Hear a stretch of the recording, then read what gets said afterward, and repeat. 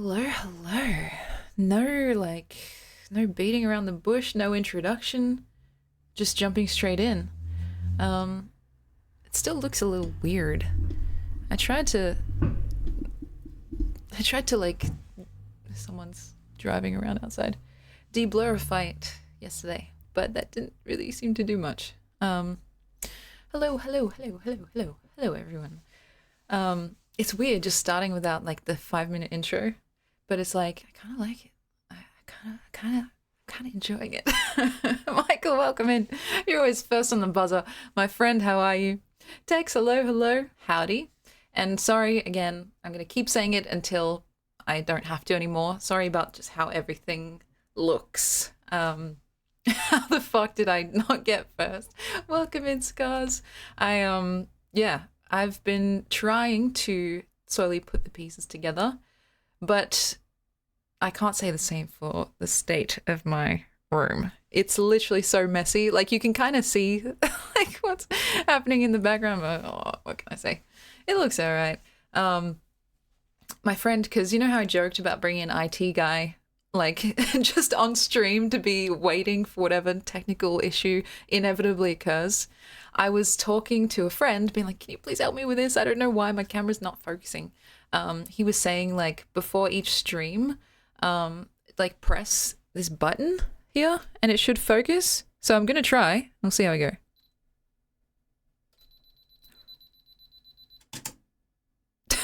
Did that do anything? Did that literally do a single thing? I might actually end up cleaning my room on stream. Like, I know you're joking, but it could be like a fun activity that we do together. We'll see how we go. And still, the preview that I'm getting here on OBS looks totally different to the preview on Twitch. So I'm like, what does that all mean? Is it because of my screen? It's possible. Anyway, how are you guys? 3 days in a row? Who is this? This can't be real. And yeah, I am excited to hang out with you guys. I'm a bit late. I might have subbed, but call me Dom. Oh, that reminds me. I know that's like a bit of a sus segue, but because I have transferred everything over, some things are still a little bit janky. And I should say, I wanted to point this out as soon as I noticed it yesterday after the stream ended. I got an email that like I think it was Rod had like very thoughtfully and very generously contributed to the Ko-fi, the coffee, the Ko-fi, whatever you want to call it. And I don't know if I actually got a notification like during on stream, and so I'm so sorry about that. I just wanted to say thank you now that I have the chance. And I'm not sure like if all the alerts are working as they should, but rest assured, if I ever notice it, like even after the fact, I'll make sure to come back, circle back around, and just show my absolute thankfulness because that's important. And so yeah, I just thought I'd mention it at the front of this stream. It's like things about to go wrong, very very wrong, and as long as you guys are okay with that, then let's go, whoop-de-doo and yeehaw type beat. But anyway, yeah, I got my water here.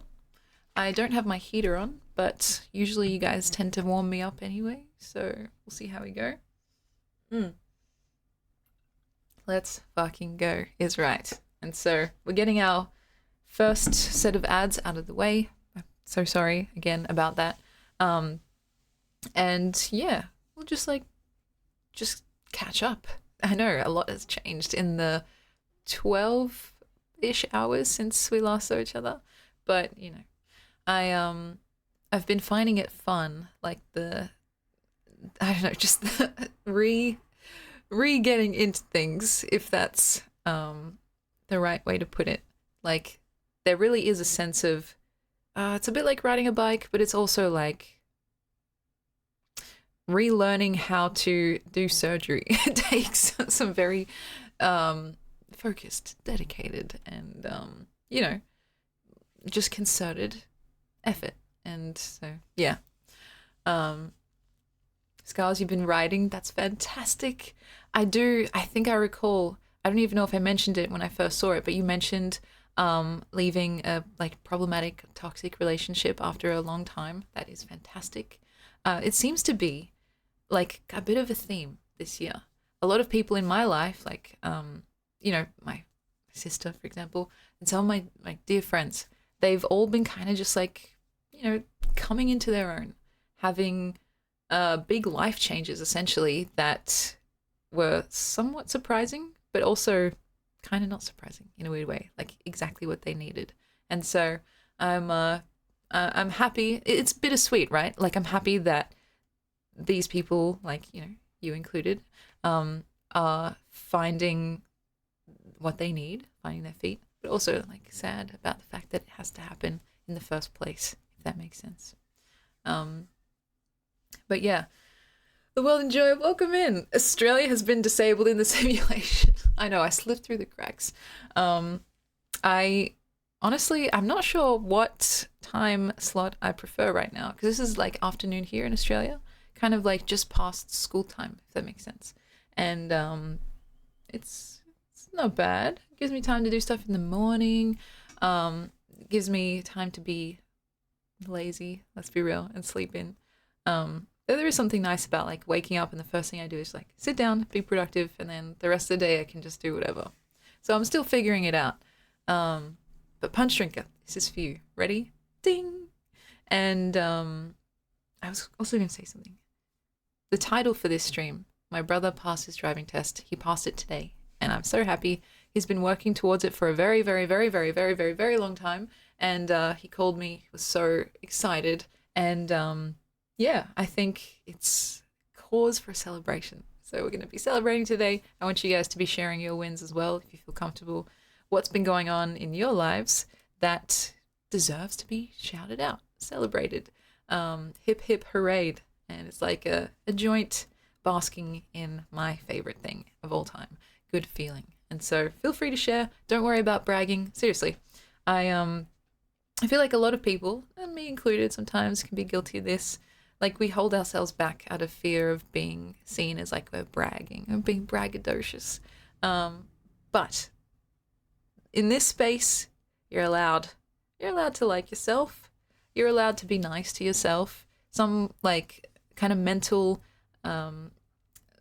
process that I like to do is like if I'm feeling particularly down about myself or even a bit self-deprecating, I try to talk about myself as if I were talking about a friend of mine, right? Because if you think about it, this maybe is common, I'm not sure. When we talk about our friends, like we describe them usually with a lot of grace and through a very loving perspective and lens, right? Like, oh, this is my friend. They're very clever and so wonderful to be around, a great conversationalist. And it's like, that's normal, right? That makes sense. That is how you would describe someone that you care about very much, right? And so when it comes to ourselves, it seems a little bit maybe sad and a little bit hypocritical at the same time that when we talk about ourselves, it's sometimes not with that same loving perspective. Like, oh, I'm not really that clever. I'm not really that funny. People don't like hanging around with me. It's like, it's easy to fall into that groove, unfortunately. But if it's possible to just remove yourself from that feeling, it's helpful, I think, to talk to yourself and talk about yourself as if you're a dear friend of yourself. And so that's what I want for today. I want you guys to be kind to yourselves. And, one of my favorite things that I get to do here whenever I win, like in Marbles on stream, I have like basically one request above all, which is making you guys compliment yourselves. We'll see if I can swing that today. But even if it's not that explicit, to just like allow yourself to relax, breathe in and out. Like we can all do that together, I think. And just, yeah, luxuriate in that feeling, whatever you want to call it. And yeah, sorry about the titling. I could have definitely phrased that better. What's a different word for past? He succeeded. He somethinged his driving test. Kyle, welcome in. But yeah, he got his P's. He got his P's, baby. And now I know he's been worried about it for a while. He's like, how do I explain this? It's never been a burden for me to like drive him around or for our parents to drive him around, but I know he personally, like anyone, would have preferred to be more independent from earlier on, right? And now I can just sense all of the midnight Macca's runs that he'll be doing in his future, or just simply having the pleasure and the privilege, because it really is, to be able to drive wherever, whenever, like to university or just to go shopping, to go see friends. It's really like a huge step towards just being your own kind of independent person. And it's interesting because he's a lot older than I think most people are when they get their P's. And that was something that was kind of weighing on him for a while. It's not something that we ever judged him for. But now I can just already sense the lightness, like the weight off his shoulders. And yeah, I'm really happy. I'm in a celebratory mood. And so we're in good hands today and in rare form. So happy times today. All happy times. And so yeah. And Scars, you're very kind to say that the openness of my writing helped wake you up to what was inside. I don't know if I can take full credit, but all I can say is that I'm deeply, deeply humbled, and that I'm happy. I'm happy for you. Like, I think when it comes to the friends in my life, and I would consider you guys friends, of course, the one thing that I want most is just like, it's more than contentment. It's just like a sense of security and safety and that knowledge that things are going to be okay. You know what I mean? I want that for my friends. I want that for you guys. And like, if I can contribute in a tiny percentage of a percentage of a percentage, then that's perfect. That's my life's work and something that I feel very strongly about. So keep writing, essentially. Keep making stuff. Like, sometimes I've found when I'm writing, especially if it's like a stream of consciousness thing, I don't even particularly know what is coming out and why, but by the time I'm finished, like, it's kind of presented itself to me like a problem or a thought that I didn't even realize was kind of swirling around in my head. And that's the fantastic part about, like, I don't know, going through that creative process. It doesn't have to be writing, but it's like, you can kind of have that dialogue within your own self, as weird as that sounds, and things get revealed. You peel back those layers and you're like, oh, actually, I'm feeling kind of anxious about this job interview that I've got coming up. Or my friend said something and it kind of stuck with me in maybe a not so great way. And maybe you wouldn't even realize unless you took the time to sit down and have that kind of introspective moment of like, okay, things are happening here. How do I like unravel them and make them into something somewhat coherent or like, somewhat sensical. Is that a word? And so thank you very kindly, Scars. That means a lot to me. And of course, I think you posted something. I know you sent me something in the DMs, but you also posted in the Discord, in the like public Discord. Feel free to keep doing that if you feel comfortable, because I know some things are more private, like some things you'd like to keep to yourself. The same goes for me as well, which is funny because I know I share basically everything with you guys. Probably too much, to be honest, but there are things that maybe feel like little special, private, secret things to keep and treasure and maybe one day be shared, but there's not that necessity, I think sometimes, especially with social media, there's this push, like they literally push you to like post more and more and more and more because they want you to stay on the platform. They want eyes there. They want to use your like words or whatever it is you're making to lure other people's eyes to the platform as well. And so they kind of, those platforms, they win both ways. So there's this real push to like, yeah, post more, be always online, always be making new things, always be like basically churning stuff out, which is not a great approach to art, not in my eyes at least. And I mean, you can be prolific, but I think if the drive starts coming from a place of like fear of losing relevancy or whatever it may be, then it necessarily like changes the work itself in maybe not a great way. But anyway, this is all to say that you guys are absolutely entitled to have art that you make that's just for you. or that's just for a specific audience, you know? And that's helpful to me because sometimes I do feel like, okay, being online, you kind of have this community of people who want to know about you and they want to read things that you've done, which is such an incredible like privilege in and of itself. So where do you draw those boundaries? It's messy. It's like it's hard to really like delineate nice and neatly. But I think sometimes you can just tell, well, through practice, you know. Like for instance, I think a good example of this is with the Patreon. The Patreon right now is on hiatus. I don't know if I'll really be touching that for the foreseeable future, but it's still there. It exists as like an archive. A clear delineation of like what is appropriate for maybe a general audience and what's not. Those different spaces can be good to make sure that, you know, the right eyes are seeing the right things.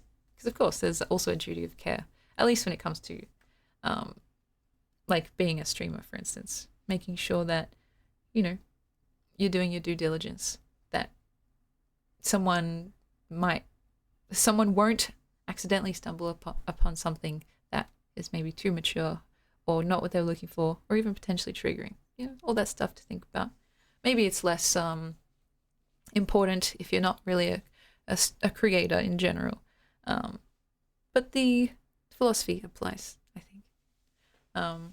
Yeah, nonsensical is a word, that's true. Sensical, let's make it a word. I'm going to make a petition. It's like a very Dr. Seuss kind of sounding word, in my opinion.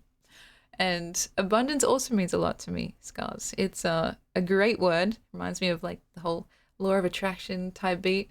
And, you know, I think I'm partial. I'm partial to a bit of law of attraction type thinking. My dad is. He's like very much into that world. And I think he's a good example of it too. He's manifested, if you want to use that word, a lot of like abundance and wellness in his life, which is kind of impressive, to be honest. He's got that steadfast resolve that like nothing much really shakes him. I mean, of course, he's not unflappable, but for the most part, he's like pretty chill. Yeah, manifesting democracy and a succulent Chinese meal. Damn, I should probably manifest that for today. And so yeah, I can appreciate that, and we've talked about it a little bit here too. Maybe not in too much detail. I have read the first, what is it called? The Secret book. You know, I know not everyone like really cares or swings that way, to put it maybe a bit licentiously. Yeah, manifesting booty, pirates be like. And so yeah, I don't really have a like set topic for today, and I know I look a bit like a hot mess. I can't, like, this is just how it is. Your bro's like, get your hands off my pig plates. What is the charge? Passing a test? Oh God.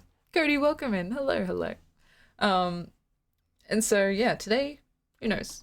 I was actually thinking, because I was slowly getting through some of the recommended music from like the ones that you guys posted in the Discord, and I've been loving it so far. Oh my gosh. It's like, it's funny because it's simultaneously amazing and a little bit embarrassing how well you guys can pin my exact taste. You know what I mean? It's a bit exposing. It's like, oh shit. Yeah, you guys just basically know me sometimes better than I know myself. And so I was listening to some of the like singers that you guys mentioned. I think it was Lara, Tori, Fiona Apple, and just freaking loving it. The only sad thing is that I can't listen on stream because copyright things. Oh, by the way, the return of this guy, my inhaler. Because yeah, I can basically do everything except listen to music on stream, which is annoying because it's like the one thing that I want to do most. But in my time away from stream, I'll continue that musical exploration. I didn't get a chance to check out the AI song yet, Cody, but I'm going through all of the things that people have posted, and so that's been fun so far. And what else was I going to say? Something to do with that. Oh yeah, the stuff about like Lord of the Rings and Tolkien and stuff that we were talking about yesterday. I also was thinking maybe we could actually watch that together, because if it's just a YouTube video, then we could potentially learn, like both of us, all of us. And so I haven't actually watched that yet because I had the thought in my mind, like, okay, maybe this could be something we do together as an activity. And so, yeah. And yeah, Cody, it's true that the VODs are typically just muted, but you can also potentially get a strike. And so if you get 3 strikes, your whole channel just gets completely taken down, and I don't want to risk it. I know some people do little tweaks here and there to get out of it, or like to kind of dodge the rules, but I don't know. I feel a bit weird doing that, because isn't that just like blatantly illegal? It's not illegal, but you know what I mean, like against the TOS. And so I'm gonna try at least to play it as by the book as I can, and you know, kind of prove that we can still find ways to have a fun, hopefully entertaining stream without having to rely necessarily on, I guess, like the musical side of things, because we can make our own music, or we can hopefully find some transformative ways to engage with it that won't get us in trouble. And so, yeah. But yeah, I know, Cody. It's one of the things that's like, it kind of makes sense, but it's also kind of frustrating, because I know that Twitch is like, well, fuck, we don't own the copyright to those songs. Like, basically, we're the ones that are going to have to, like, deal with whatever lawsuits come out of it. And so they're just basically trying to, like, nip it in the bud, like, before it even happens. That doesn't stop people, but, you know, it's just one of those things. And so, yeah. Shavi, welcome in. What's up? What are you up to? What are you doing? What are you... Sorry, I just, like... My brain short circuits. Because I'm like the least like gangster person. When I hear what's up, I'm like, yeah, that's totally a word that I would use. I'm from Australia, if the accent didn't give it away. And yeah, we talked about that a lot yesterday. The whole accent thing and some of the Australianisms that I particularly like. Maybe we should do a list one day. You know, I like my lists. I want to do like the the best Australian slang, the translation, and maybe like order it in terms of like what will get you kicked out of a restaurant and like what you can say at like a family gathering. Like just, you know, the two extremes. Because you have to know, you can't just like rock up to a family dinner and be like, oh, scan on, can't. Like, maybe you could. It depends on the kind of family dynamic you have. But yeah, it's funny and something that, you know, it kind of fits, right? Considering this channel's all about words and like vocabulary and how to use them and wield them, sometimes abuse them. Like talking about slang is, I think, such a ripe area for discussion. And then maybe you guys can share some of the slang from your own places, your own hometowns, your own countries.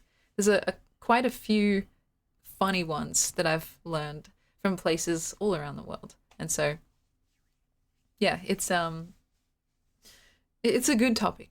We'll circle back to it at some point. As for today, what else did I want to talk about? We had writing. We had my brother. Me cleaning my room. It's a possibility because you can kind of see it's all happening. And of course the year-long parade of different outfits continues. I've got this new outfit on today. There's a funny story attached with this shirt actually that maybe I'll share a bit later. And oh yeah, that does remind me. I wanted to like ask you guys how, like as we continue through with this challenge, how am I going to keep track of what I actually have worn? Because so far I've just been writing it in a list, like on a note on my iPhone. Like blue top with like flowy sleeves and stuff like that. And that's been fine so far because we're only up to 26 out of 365. But like what happens when I get to like 290?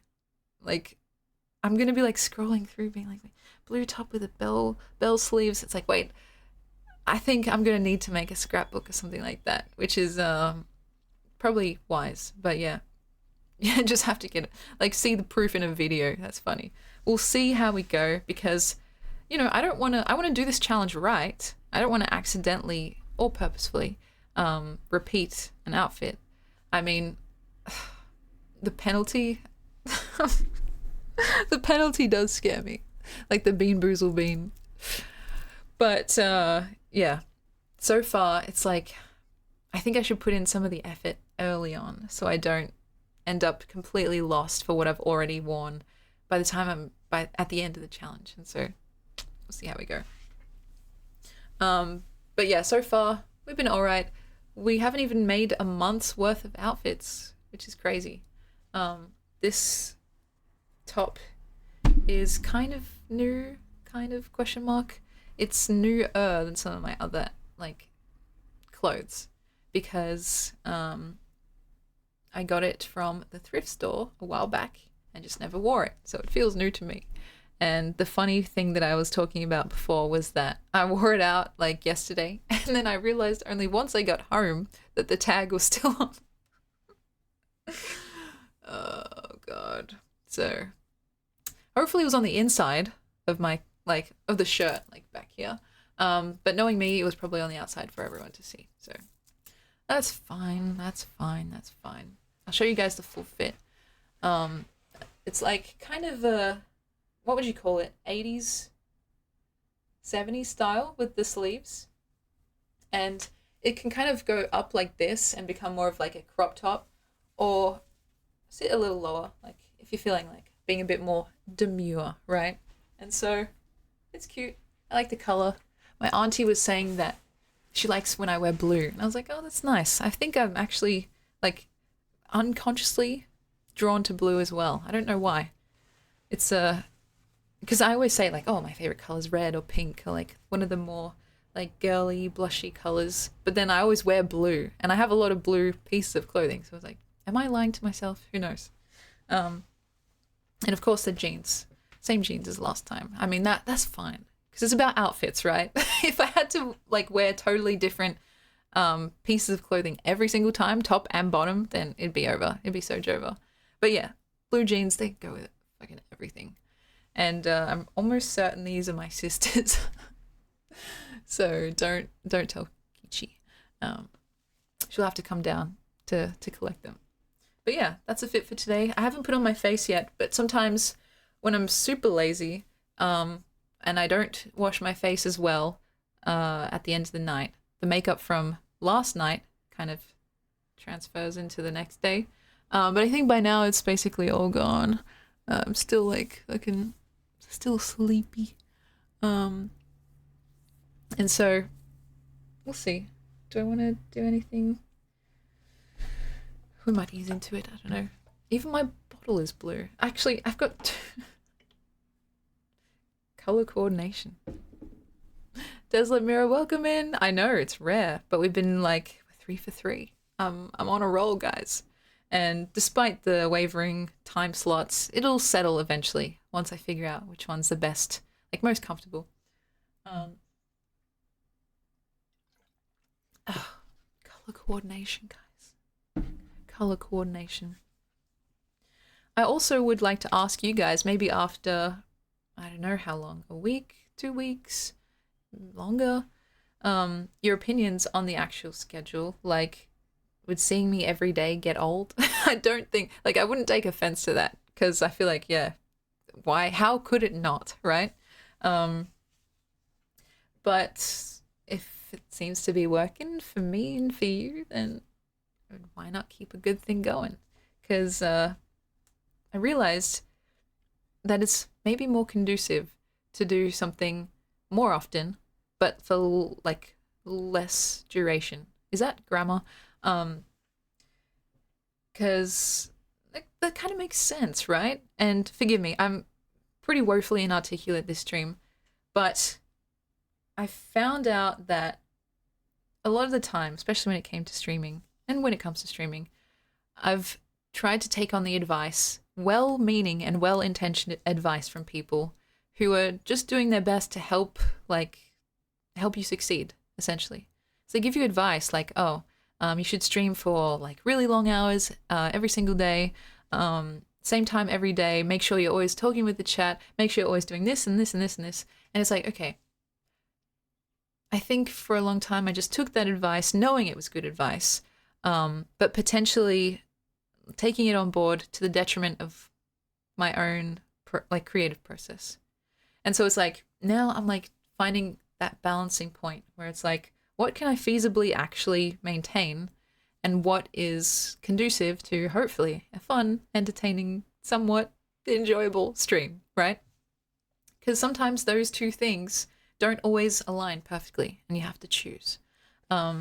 If I could feasibly maintain a fucking 8 hour energy level and just chat with you guys and not run out of things to say and not have my throat get all raspy, and like not feel self-conscious or like I'm losing my train of thought the longer I speak, then of course I would do that. You know, it would not only be better for like pretty much every single number and statistic, which, you know, is not the be all and end all, but still, it would also be like, it would just be like fun and cool and like a hoot, a good time.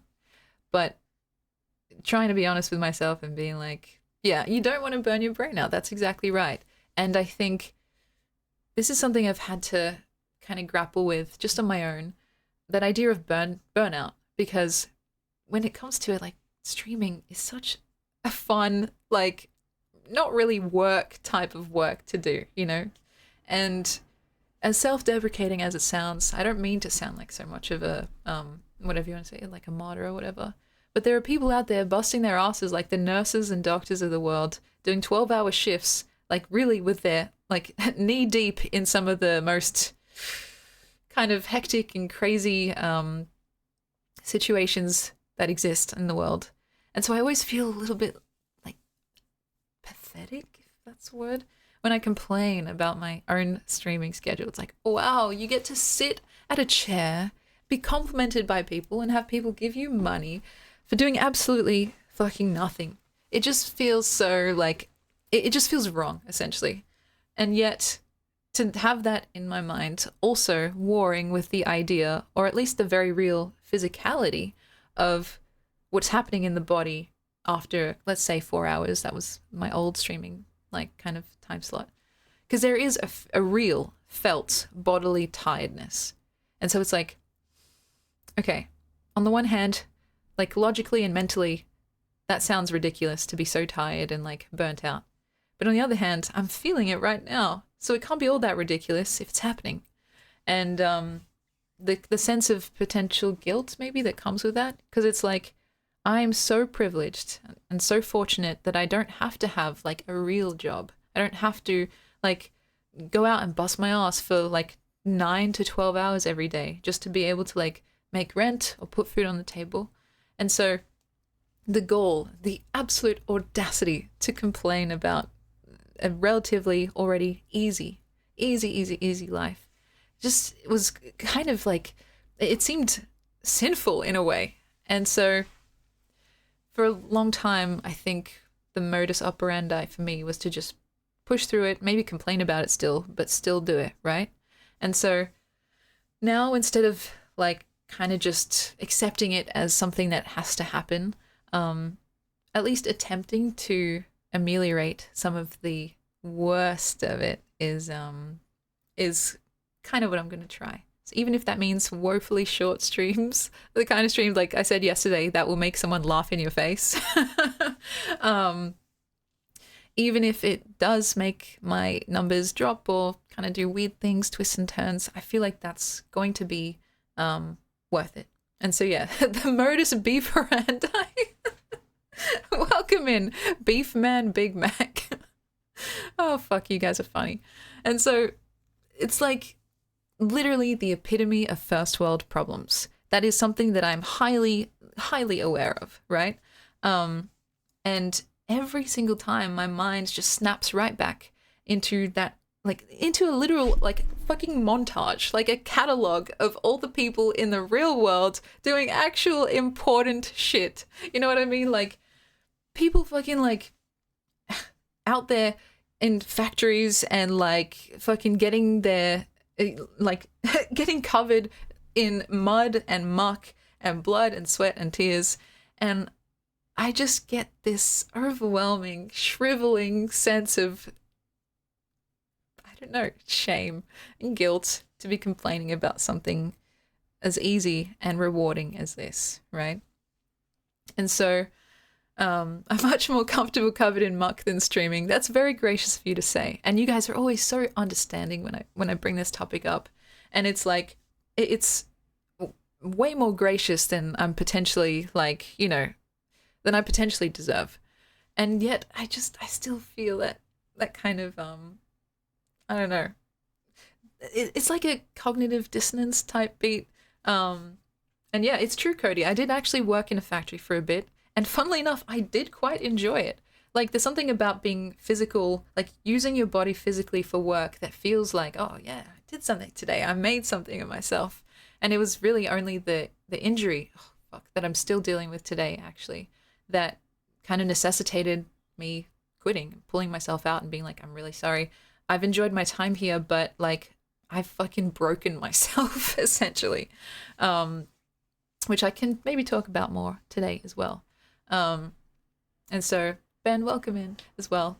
Yeah, engaging a group of people it's a specific kind of exhaustion that I think some of the best, like we talked about previously, the invisible work, some of the best entertainers make it look fucking effortless.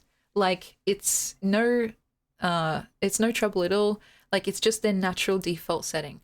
But I think for the most part, it would not surprise me if even for those people, when they come away from whatever they've been doing, if they've been streaming or if they're like some other form of entertainer, they come away from it and they're just like, that was a lot. And so it's just one of those things where I feel very much out of my element. And to sit in that space for an extended amount of time it can be agonizing. It's like, holy shit, I'm doing the exact thing that terrifies me, and it's not just like a fleeting thing. It's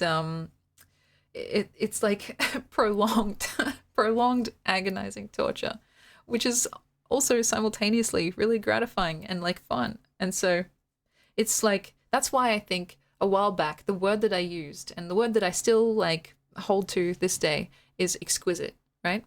And I think there's a lot of connotations that come with that word. But for me, exquisite is not like a moral judgment or whether something is good or bad. It's actually a measure of acuteness. Like something that's exquisite to me is like something that is felt quite finely, like quite acutely, in the same way that you can have like an exquisite meal that like tastes really good, is so rich, and like you can taste all the different flavors and how they merge together. Or you can have an exquisite bruise, right? BRUISE, where like you can kind of feel it radiating and pulsing, and like when you kind of touch it, it like just sends like a jolt of something through you. It's like those things, I think, at least in my mind, can both be quite easily and clearly described as being exquisite, and streaming is one of those things that I feel is absolutely summed up by that word, at least for me, because it's agonizing and pleasurable in equal measure, sometimes to the point where I can't tell which is which, And so, yeah, it's hard to explain. It's like, it's the eternal struggle, and maybe eventually I'll get over it. I'll move on past my complex, but until then, you guys are stuck listening to me complain about it, and so I apologize in advance, and yeah, here we are. And so, yeah. Oh gosh, that time at the factory. Essentially, for those of you who may not have heard this when I said it back then, or who may be new as well, welcome in. I worked briefly, like about a month and a bit. I can't even remember at this point. It was a while ago now. I worked at a hamper place. So when you get like a nice little hamper filled with all these little treats and stuff, usually it's complimentary. Like this place in particular, there was a big market for people that had just bought a house. And so the real estate agency would send them a nice little box filled with goodies like, congratulations, you've just like signed your life away in a mortgage, essentially. And so that was kind of the company that I worked for. That was their main gig, making these hampers filled with like snacks. Like there was lots of edible stuff in there, but there was also some like, I don't know, like utility stuff. Like I think there was, there's lots of alcohol actually. there was like sometimes like little blankets and stuff like that. They were big boxes, like big boxes, right? The factory working arc is hilarious. This was a whole thing, and this was like I was wearing my high vis vest to stream and stuff like that. Oh god, I wish I'd kept that vest. Seriously, like I was considering it, but because I'm a good girl, I gave it back, and so they wouldn't have cared, honestly. Anyway, my job, which sounds incredibly banal and like it kind of was, but it was fun at the same time. The only job that I really had was to take the flat, like cardboard boxes that came by the fucking pallet load, hundreds and hundreds and hundreds of these flat cardboard boxes, and like take one off the top and fold it up so it made an actual box, right? And so I liked it. It was easy. It was mindless. It was something I could do without really thinking. I could just send them down the line while talking with my coworkers, right? Where they'd ask me some of the heavy hitters, you know what I mean? Oh, fuck. And so the only issue was that I was doing that because I was pretty decent at it, right? And I liked it. I basically was the only person who would do it for the entire day. Let's just say roughly 8 hours, right? You know, we had breaks and stuff, but just in general, 8 hours of folding boxes, like without stopping, non-stop folding boxes, because there were probably thousands. Like, I'm not exaggerating. I wish I could like describe to you guys the scale of this operation, which is funny because there weren't really that many of us. But anyway, because I liked it, I was decently good at it, and no one else kind of really wanted to do it, which I found out later was because of the exact injury I was about to acquire. I spent every single day, like probably weeks, probably a week or so in a row, just full on folding boxes as the only thing that I did.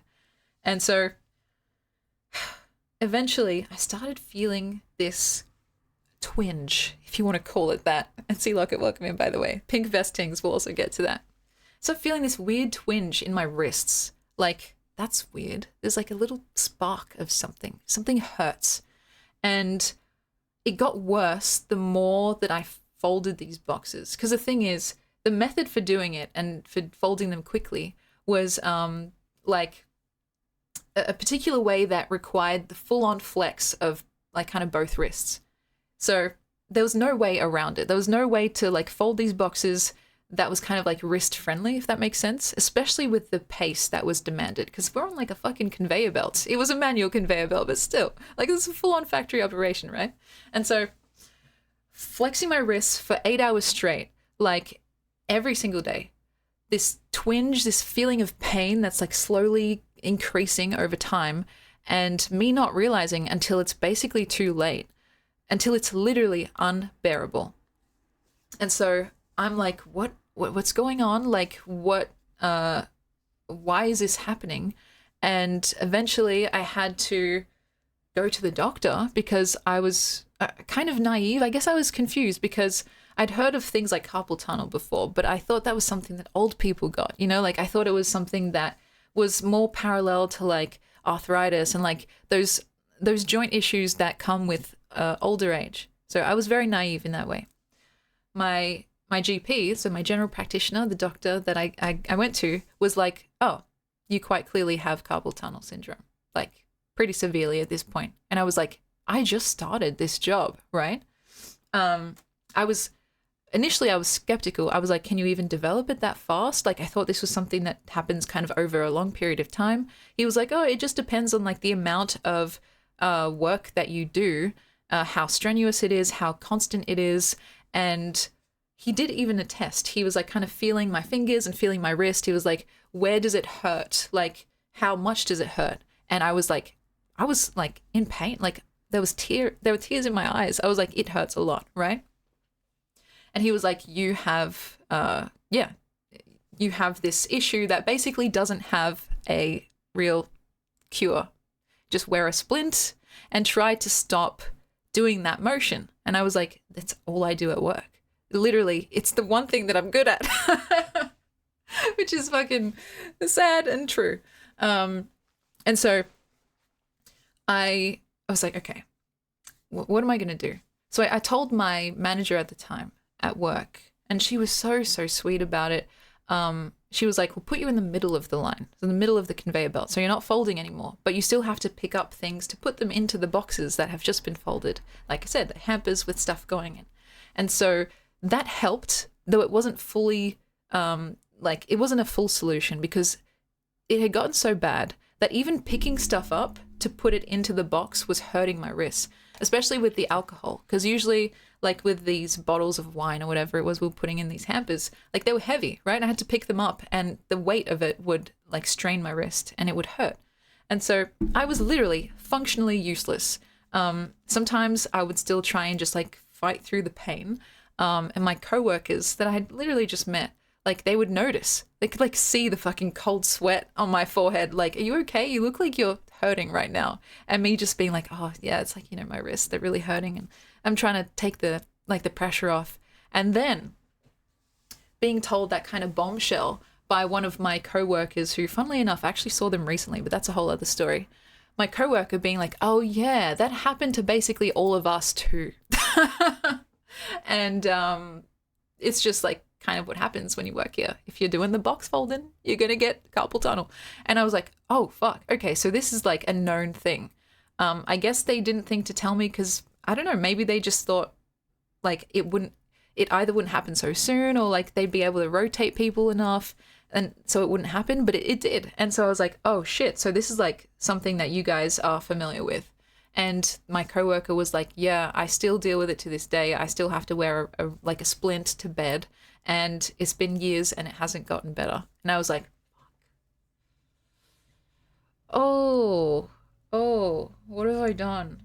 Because look, carpal tunnel and just being achy and injured in general is horrible for everyone. But think about this.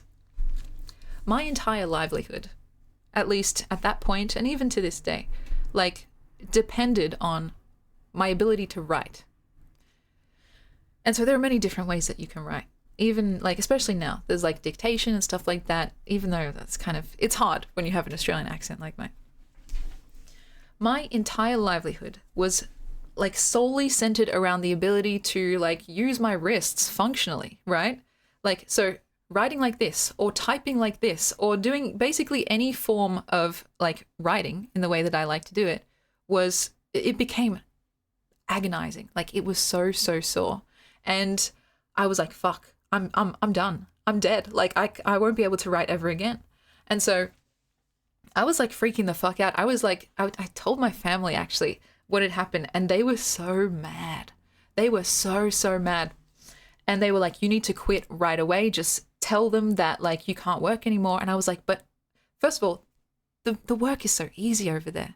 I like my coworkers. The money's pretty decent. Like at that time, I was also working at the company that my auntie was at. And so that's how I kind of got the job. So I was like, this is a good gig. Like the only thing is my fucking wrists, and it's the agonizing pain that comes with it. And let me tell you, I know it sounds dramatic. I think only if you've experienced it yourself can you really understand what it's like. But the pain was so intense that it literally woke me from my dreams. Like maybe I'd flex my wrist the wrong way while I was sleeping, and the pain was so severe that it woke me like out of a deep fucking slumber. And I'd wake up crying because it was so sore. And so it wasn't like just something that happened at work. Like it wasn't something that I could just grin and bear for maybe 8 hours a day, as like torturous as that would be on its own. It was following me everywhere I went. And it was getting to the point where even when my wrists weren't flexed, like even if they were basically straight, it was still really hurting. And so I was like, I don't know what to do. I don't know what to do. I liked literally every other aspect of my job.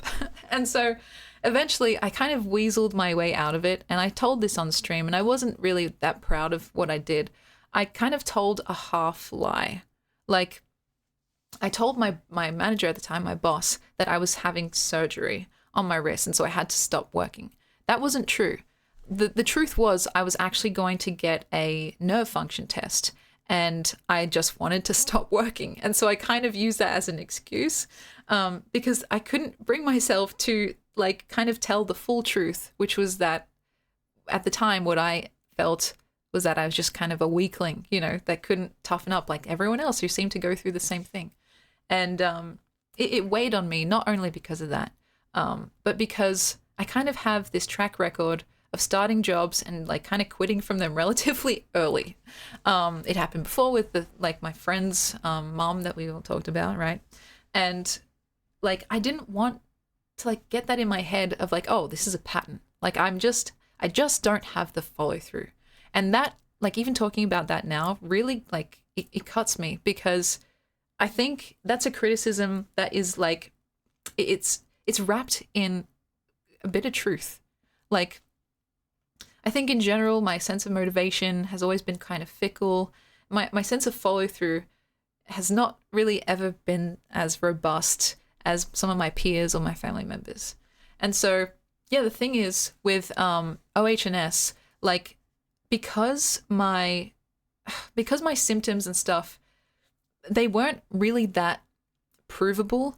Like I couldn't really go to anyone and like even dare to think about being like, what's the word, when they pay you for it and stuff, like reconciled or whatever it's called, especially because I was simply a casual there and I'd only been working there for a month and a bit. And so I was basically SOL. And when I did the nerve function test, by the way, the test itself was very painful, because what they do is they like take your arm and they like get this like electrical thingy and they like zap you and they send electrical impulses down your arm to like test the reaction time or whatever it is they're testing. And so like the test itself was quite painful and I nearly fainted. And so the test itself was it didn't really reveal it revealed like irritation and rawness. But it did not reveal that the myelin sheath, which is like kind of the fatty tissue around the actual nerves, they weren't damaged. Like they weren't permanently damaged, which was fantastic. I was so like grateful about that. Though there was like signs of like inflammation and just like irritation in general. So there was clearly something that had gone wrong, but it wasn't like, okay, it's Jova, like you're going to be stuck like this forever. Though it was mentioned that if I were to start doing those motions again, that I would like kind of get back to that same agonizing state as earlier. And so even nowadays, like when I go to the gym, if I'm doing particular moves that involve flexing my wrist, like if I'm like doing something like that or something like that, it starts to like flare up again. And even recently, as of like fucking 2 days ago, like typing at my computer, if I'm like this maybe a bit too much, like after an hour or so, it starts hurting and I have to like kind of, I do this a lot. I hold my wrists and sometimes I can kind of like pop the bones there, which I don't know if that's good or not, but like it soothes whatever it is. And like I do this, like cracking the bones. And so it's just like, it's one of those things where I felt like I was a bit between a rock and a hard place, to be honest. And yeah, I enjoyed that sense of like doing something physically and seeing the actual like results of my labor for the day. You know, when I see that mountain of boxes that I'd made, be like, oh, I did that. You know, I was competent and I could do this very simple task. And like, it was a blow maybe to the ego to realize, oh, actually, even something that simple, like, is like, it has its own complications. And yeah, the price of non-invisible work is very true. And I don't know. I kind of felt like, oh, my worst fears, the deepest fears have been realized, that I'm not cut out for actual real life work, you know? Stick to the more like fake online world, which is very uncharitable. And that's not even how I actually conceive of the internet and people that make a living on the internet.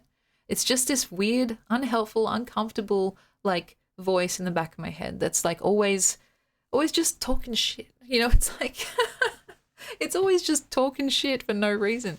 And yeah, it was just like one of those things. I've had other instances where I've started a job and enjoyed it and for whatever reason like had to quit, or I've started not enjoyed it and had to quit. And I don't know, it feels like the stereotype of the millennial, like the Gen Z. It's like, oh, these kids these days, they don't know real work if it bit them in the butt. And so, yeah, it's just, I don't know. It's one of those things. Um, as for the writing jobs, I've had a few writing gigs throughout my, like, just online life and even, like, during school and stuff. I I've applied to so many jobs, guys. It's not even funny. Like at a certain point, you just get like immune to the rejections. Um, and so I've had a couple of short stints where I was writing for people, doing freelance work, or just like, collecting jobs on the side. And that was all right. Um, right now, I'm kind of putting all my eggs in another basket where I'm hoping that I get into the PhD program that my brother like recommended to me. Um, and so, yeah, job applying stream is actually fucking good. We should actually do that. But yeah, it's like, it's just one of those things. Even writing in general, like if you put all the streaming stuff aside, like writing as a living has always felt like a bit of a pipe dream, even though I know people do it. But the kind of writing that I like to do, at least, it's not like important journalism and stuff like that. It's more just like silly little poems and stories, stuff that just pleases me, and usually not anyone else. Maybe a specific like niche subsection of people just as crazy. And so yeah, it's one of those things. Oh god. And so even now my wrist, like I still feel those like phantom pains from working, and it's annoying, but what can you do? And Manifesting Odin and Ada as a bestseller. That's so funny. It's if anything, that would be like the story that I'd publish first. Like just their fucked up toxic ass dynamic. It's fun. It's fun to write about. And so yeah, nowadays it's mainly just typing that makes it flare up again. And it's because when I type, especially if the keyboard is like high, as in, see this keyboard, it's new. There's like these little tabs at the back that you can flick up that make it sit more like this. And I think maybe that worked for some people, and it actually was kind of handy. It helped me type quicker, but it meant that my wrists were like this when I was typing. And that wasn't good. Like after an hour or so, I realized, oh shit, my hands really hurt. And so writing like this with a pen, I actually haven't done that for a long time, like for an extended time. I mean, that's been fine so far, which is good. But yeah, frick me. It's like, why does living have to be so complicated? You know what I mean? Like, can't I just be normal? Like crashing out. It's one of those things. I feel like I have no right to complain, and yet I do it often. And so, if you guys ever see me doing this, I'm usually massaging my wrists. Even it looks a little bit brutal, doesn't it? Like I'm squeezing hard, but it's because usually I get someone like my brother, for instance, or someone who's stronger than I am to like squeeze even harder, because that's the only thing that really helps. Like it feels like it's resetting the bones or something when I hear that crack, which I know some people really don't like the sound of, so I'll try to refrain or like do it away from the microphone. But yeah, it's like it's one of those now not only nervous habits, but like one of those soothing habits, because they do often end up quite achy over the length of a day, and so yeah, the keyboard. It's funny that you mentioned the keyboard, because this is such an upgrade from my previous one. Like, do I have it? Yeah. This one was my previous one. And it's literally flat. Like, it's kind of funny to me, because I went from a totally flat profile keyboard, which I had just gotten used to like one now that has really big, like high projected keys. I don't really know the terminology. I'm not a keyboard head. Excuse me. But it's just funny because I've had to relearn how to type almost, and that's been interesting. Yeah, let's smash it. Honestly, I could be interested. A typewriter. It's funny you say that. I actually do have a typewriter, and I quite like it. It was a gift from my sister, Because one Christmas, she was like, "Oh, what do you want for Christmas?" And it was like a few fucking days before. I was like, "I want a typewriter." As if like those things are really fucking easy to come by. And she was like, "You couldn't have said this like maybe a week or two ago." Anyway, Christmas comes around and she fucking legend, she got me a typewriter and it's glorious. It's beautiful. She even got like the I think they're called ribbons if I'm not mistaken, like the coils of ink that actually allow you to make words on the typewriter. And she got some in black, she got some in red, and I quite like it. It's something that I don't break out all that often. If I'm like showing off, maybe I'll bring it out, or like if I'm trying to type something and have it look really refined, because the font, like I don't know if you call it the font, the shape of the keys, it's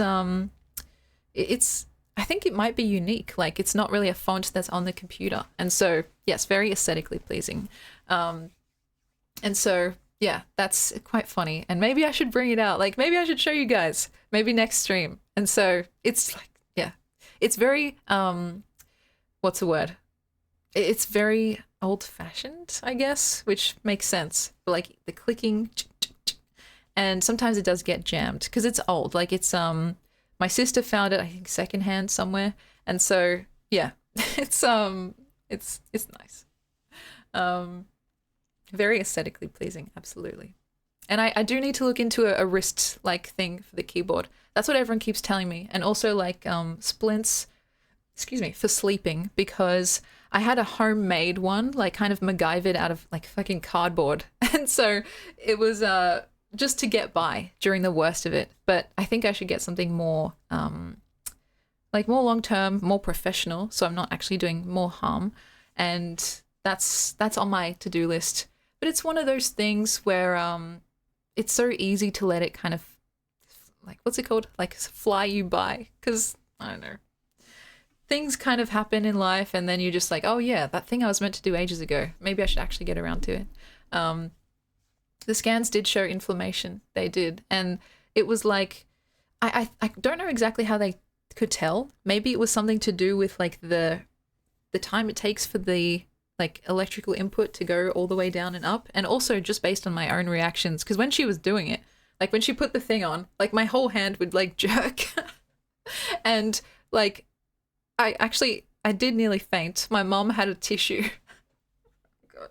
She had a tissue that she was like brushing over my face and just like blowing over my face because I was like, holy shit.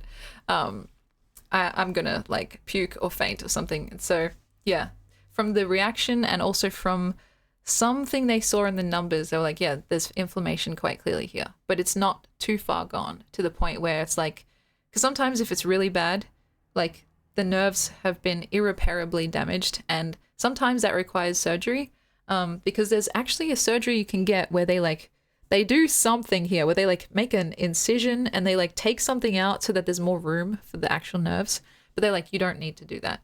You may, if you keep like doing whatever it is you're doing to make these nerves all angry with you, right? But if you stop, then you can hopefully just heal up and be relatively fine. And so, yeah, hairdressers, that doesn't surprise me actually, with like all the kind of wrist work that they do holding brushes and like hair dryers and stuff. It's like, it's surprisingly common, and not just in old people, like I'd erroneously believed. And so once my coworker was like, oh yeah, basically everyone here has it in some way, I was like, fuck. That's why everyone was happy to just let me fold boxes all day. Because I thought I was getting the easy deal. I was like, oh, I don't have to do any of that stuff in the middle of the conveyor belt. Like all I really have to do is just send it away. And they were like, yeah, they were happy enough to let me do that too. And so, yeah, we caught it early and I was able to muster up whatever courage I had in me to quit. But I was good at it. That's a sad thing. Oh, because literally, yeah, my manager called me the box folding queen. I was like, damn, I feel really accomplished right now. I feel like I'm, yeah, contributing something to society, even if it's just a mere box or a stack of them. And so, yeah, I don't know. I'll have to see. Like, I wonder if I can get those scans. Like I might have a copy of the scans somewhere, like either in an email or I can even call up and ask for them.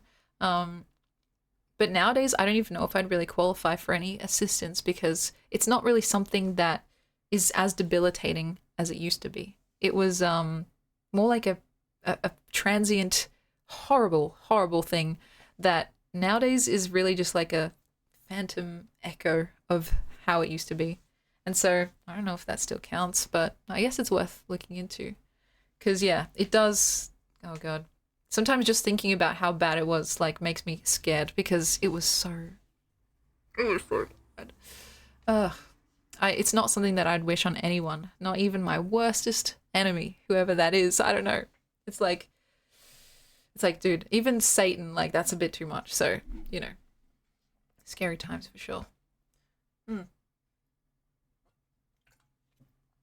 Excuse me. Now, don't mind me as I do my fucking patented fade to black for just a second. And we'll keep talking just as the ads finish up as well. So, thank you, Sea Locket, as well. Oh,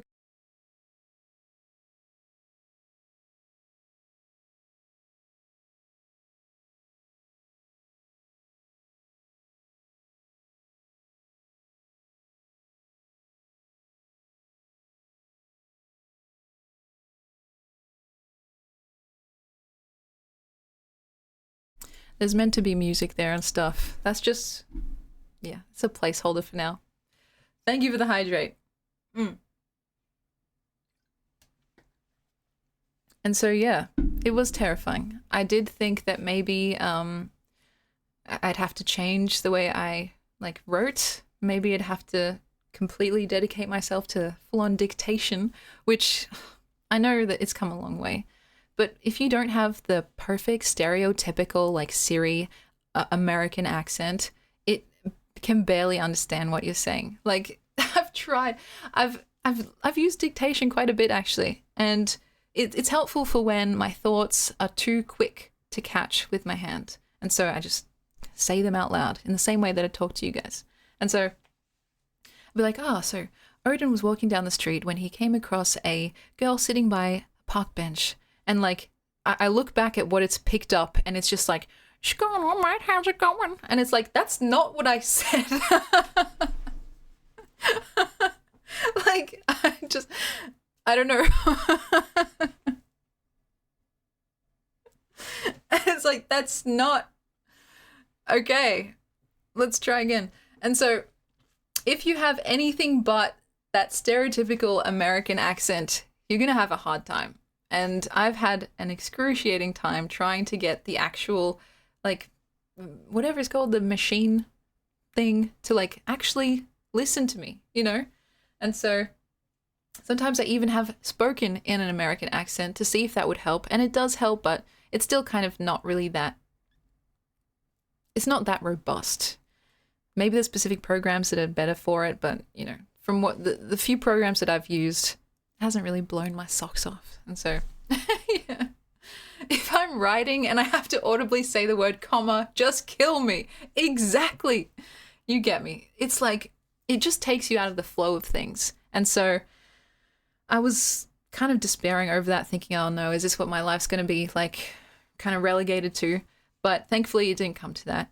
And yeah, I was able to quit just at that, I think, turning point, really. Because if I'd stayed, and I was planning to stay, it was like a casual, like Christmas time thing. So I had at least 2 more months to go. And with the prospect of them keeping me on indefinitely, like I think I would have been absolutely fucking like fried and devastated. So yeah, I'm glad because writing is everything to me, you know? Like, think about all the things we need our hands and wrists for, like a whole manner of decadent and non-decadent activities. And like, I was just like, damn, does that really have to be this way? Because I just, yeah, I didn't want to be that stereotype of someone who can't really toughen up or whatever it's called. Felt like a test of my character in a way, which is very silly. But, it is what it is. And of course, my first love is writing. And so I had to defer to it. Like, I will always defer to it no matter what. And, pretty much on par with that is my love for streaming and you guys. And the fact that I was considering quitting streaming as well because I was, one, in so much pain. Like, I could barely function. I was like, just literally, I was just like, oh my God, I can't fucking think. My hands hurt. Like, it felt like this shooting pain. Like, I was, like, there was fire racing up my nerves. And so I could barely even, like, hold a conversation, I had to defer to, my original loves, of course. And so, yeah, it's improved a lot. I barely even think about it anymore unless I spend an extended amount of time like doing those kind of problematic activities. Anything that involves having my wrists in that flex position for like a more than an hour or two, I would say. The company's pretty big at this point. They I don't know if I should like expose them too much.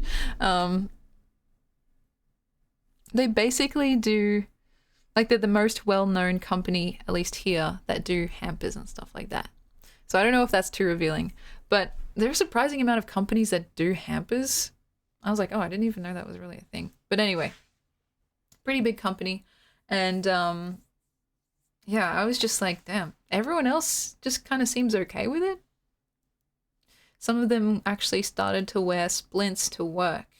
And I was like, huh, maybe that should have been some kind of clue. And I was like, I didn't know what splints even were. I didn't know what carpal tunnel was. Like, I was just blissfully unaware until I was like, wait a minute, what the fuck? And so, yeah. Sadie Maddie, welcome in. This is for you. Ready? Ding! We're just talking about my woes, my many woes.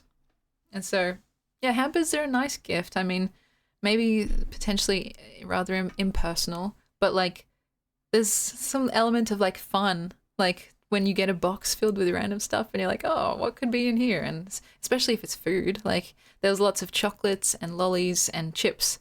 And the whole time I was just like trying not to drool. Like, oh God, I really want to eat one of these. And so it was fun. I didn't really care about the alcohol thing, but that seemed to be a big draw for people.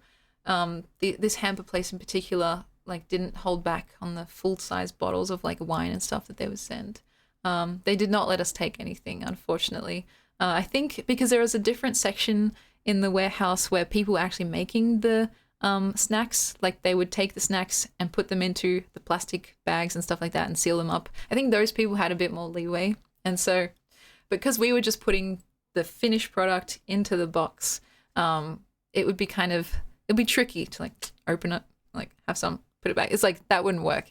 And so yeah, some gummy worms would have been nice, I'm not gonna lie. And so yeah, it was just it was interesting. And that was the same workplace where my coworkers were like handing out those heavy hitters from the very first day that I joined. Oh gosh, it's funny. I know you guys have heard me talk about this before, but I was like, oh shit, okay, here we go. And so I actually saw that same heavy hitting coworker the other day when I went to the grocery store. I was like, oh shit, I didn't know whether to like kind of pretend that I didn't see her or to like just kind of to say hi, like, how you going? You still working there? And so I was, she saw me anyway, so we kind of had a conversation. I was like, oh, so are you still working at the hamper place? And she was like, oh no, like we all kind of left and like, we're all just fed up. And I was like, oh, okay. So maybe I was just ahead of the curve. That's at least what I'll tell myself. Oh gosh. But yeah, I did consider the compensation angle. I was like, do I have a case here? Maybe. But eventually I just kind of let it go. And my auntie was still working there at the time. She's not anymore. I didn't want to rock the boat, which I know is so stupid. Like, rock the boat, guys, if it's like, if it's one of those situations where you've been done dirty. But I don't know. I guess maybe I also felt like it was partially my fault because I was the one doing the fucking folding 8 hours a day. And it wasn't like, I don't know. It wasn't like they'd forced me to. It was just something that I found myself doing for one reason or another. And so, yeah, it's one of those things. Running into old workmates, it can be quite awkward. It's like, do I say hi? Do I just pretend I didn't see them? How long do I talk with them? And so, especially when it comes to work friends or work colleagues, it's not like you're really, I don't know, it's like you're kind of brought together by circumstance. And so to come together purposefully, like to meet someone or like to engage with someone purposefully outside of work, it's like, oh, okay, we're actually hanging out like friends now. And so, yeah, it was interesting. Setting the trend. Oh, God. But yeah.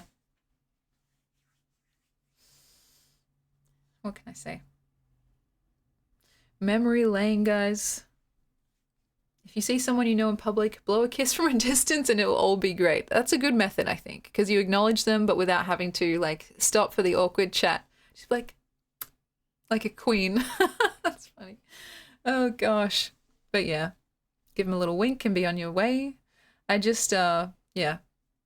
I get pretty awkward because I'm like, oh, shit, they definitely saw me. I can't just turn away. That'll be kind of rude. So stop and have a conversation and be like, yeah, so hi, how are you? Yeah, that's great. That's cool.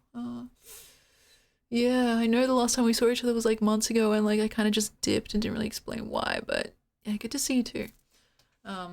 Cabbages, huh? Yeah. The head nod. It's like, yeah. That's good. I think that's something that guys pull off a little bit easier. Like they kind of just like, so, and there's so much is said in just that one little interaction, you know.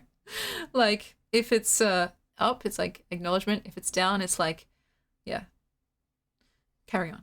You know, it's a very like thought out and sophisticated method, and so I might have to incorporate that next time. Or the bombastic side eye. I'm a big fan of that. I'm not gonna lie. The side eye, sometimes it just happens and I don't mean it to. I'm just like curiously peeking. But yeah. Oh God. The thing is like, because I frequent a lot of like grocery stores and shopping centers that are like around my high school. Cause like, that's just, you know, it's closest, you know.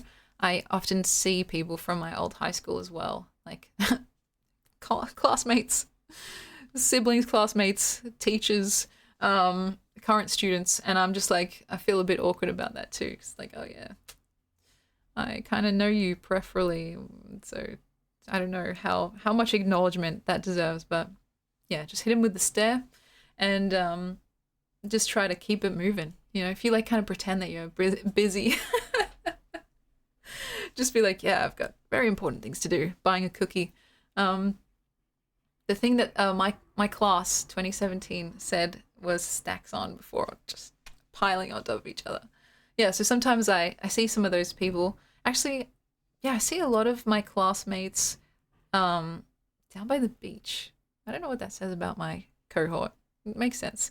When I used to more frequently go like with my bike down that pathway and yeah, just like go for a little ride or even just go for a walk. I'd see a lot of my classmates there and be like, oh shit, I haven't seen you in years. And so they just like give a little smirk and like just go on with their day, I guess. But yeah. Oh goodness gracious me. Anyway, is that interesting to people? I don't even know. I think in general, I know I can be a little bit like precious, like princessy in that way, but like I don't really know how to help it. Like my joints and stuff, my what's the word? My joints, my bones, my skin, glass bones and paper skin type beat.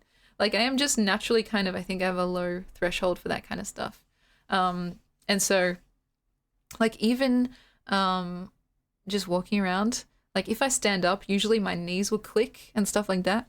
And so it's quite annoying actually. It sounds funny and like just a little bit of a, I don't know, an inconvenience, but it's so loud and it's almost every time. So I don't know if I did it now. I don't know if you guys heard that. My knees just clicked again. And they just reset like every minute. Like if I sat for a minute and then just like stood up again, it'll probably reset.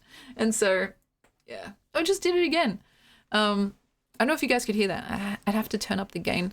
But yeah, like my theory, now I don't know if this is true, so just take this with a grain of salt.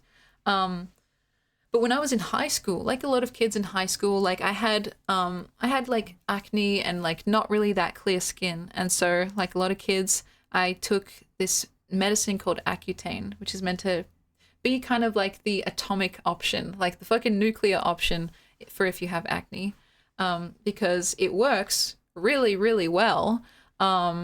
Your skin gets incredibly clear, and if all goes well, it's clear for the rest of your life, which is an incredible boon.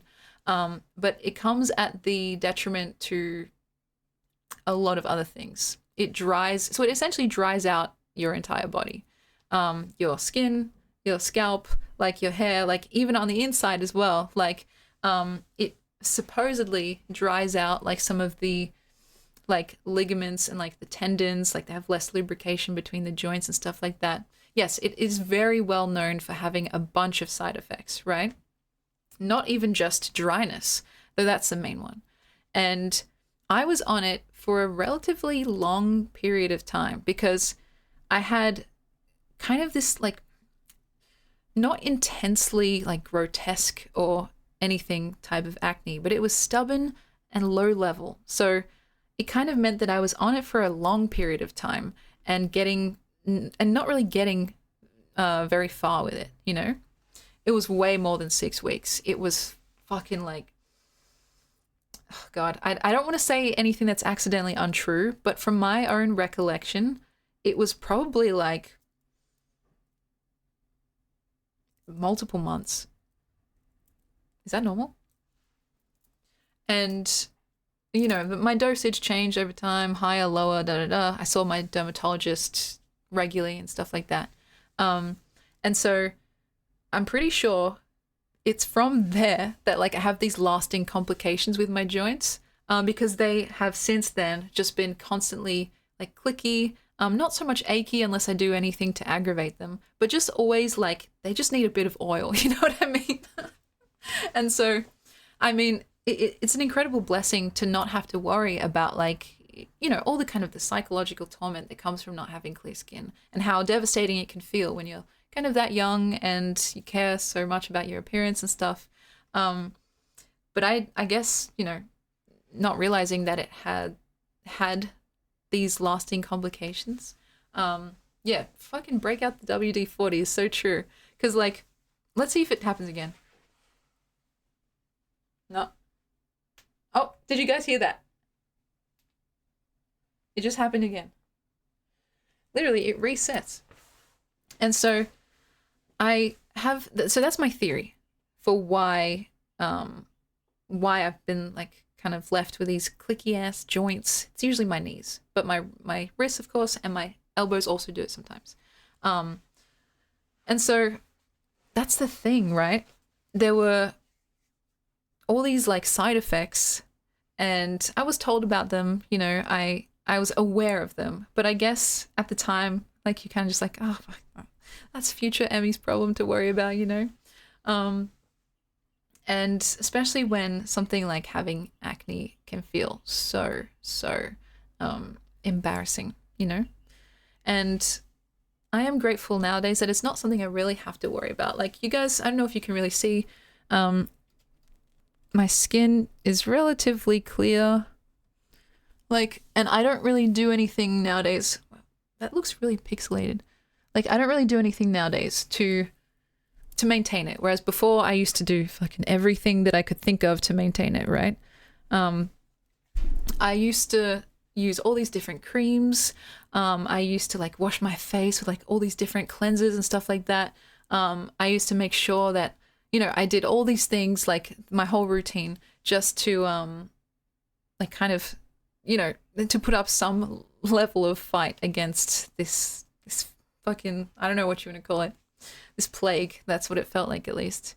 And so not having to deal with that now has been like it's been such a relief in terms of the mental burden, right? But when it comes to like if I would recommend it to other people, I'd say proceed with caution, because like those lifelong effects aren't like they're not like child's play, you know. It's not it's serious stuff. And so thinking back, I would probably do it again, but maybe I would be I don't know, like more careful or more informed, or like I don't know, just something, because yeah, it's something now that I always am aware of and like feel like old person joints. So um do it again and avoid falling boxes, exactly. Pulling up the beauty ladder behind you, that's so funny.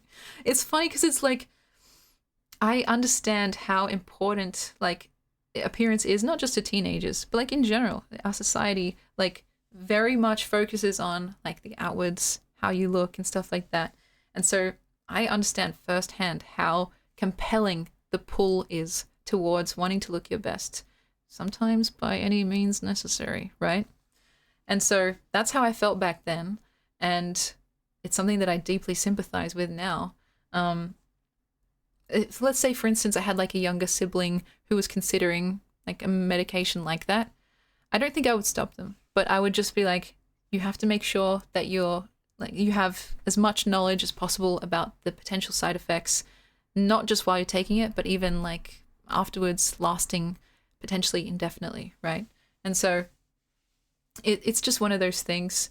Um, I yeah, it's hard because I don't want to be hypocritical, and I would do it again if I was back in those days. Um, but I do wonder, like, yeah, if I would have grown out of it, maybe. Though I don't think I could have. I could not have like waited. I couldn't have stood around and just waited for the potential. But yeah, um, yeah, even the carpal tunnel symptoms can be attributed to it. There's like a whole list. It's so long of potential side effects. Um, yes, it's very much like a high interest loan. Absolutely. It's a great way to put it. Um, Accutane is what I'm talking about. It has a few different names around the world. It's like isotretinoin or Roaccutane. And they even say like while you're taking this medication, you can't like you have to either swear an oath to be celibate or take two different forms of contraceptives because it causes extreme birth defects, and so they don't want like even the possibility of that happening, and so you have to sign something. And so yeah, at the time I was like kind of too young for that to really be a consideration, but it's something that they really are insistent about, and so yeah, it was it was rough, but yeah, they do put everything on there to cover their asses. It's true.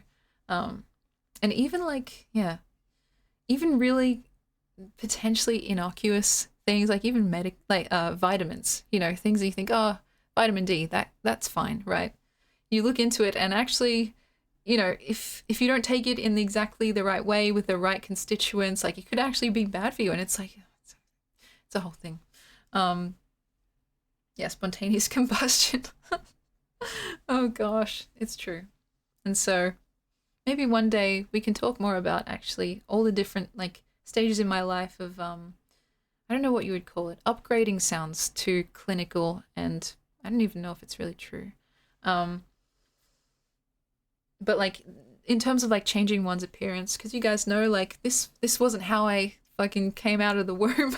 Like I've had a nose job, I've had lip filler before. Like I get my eyebrows threaded, I wear makeup. I mean, it's one of those things that I try and be as like upfront about as possible because it makes me feel more truthful in a way.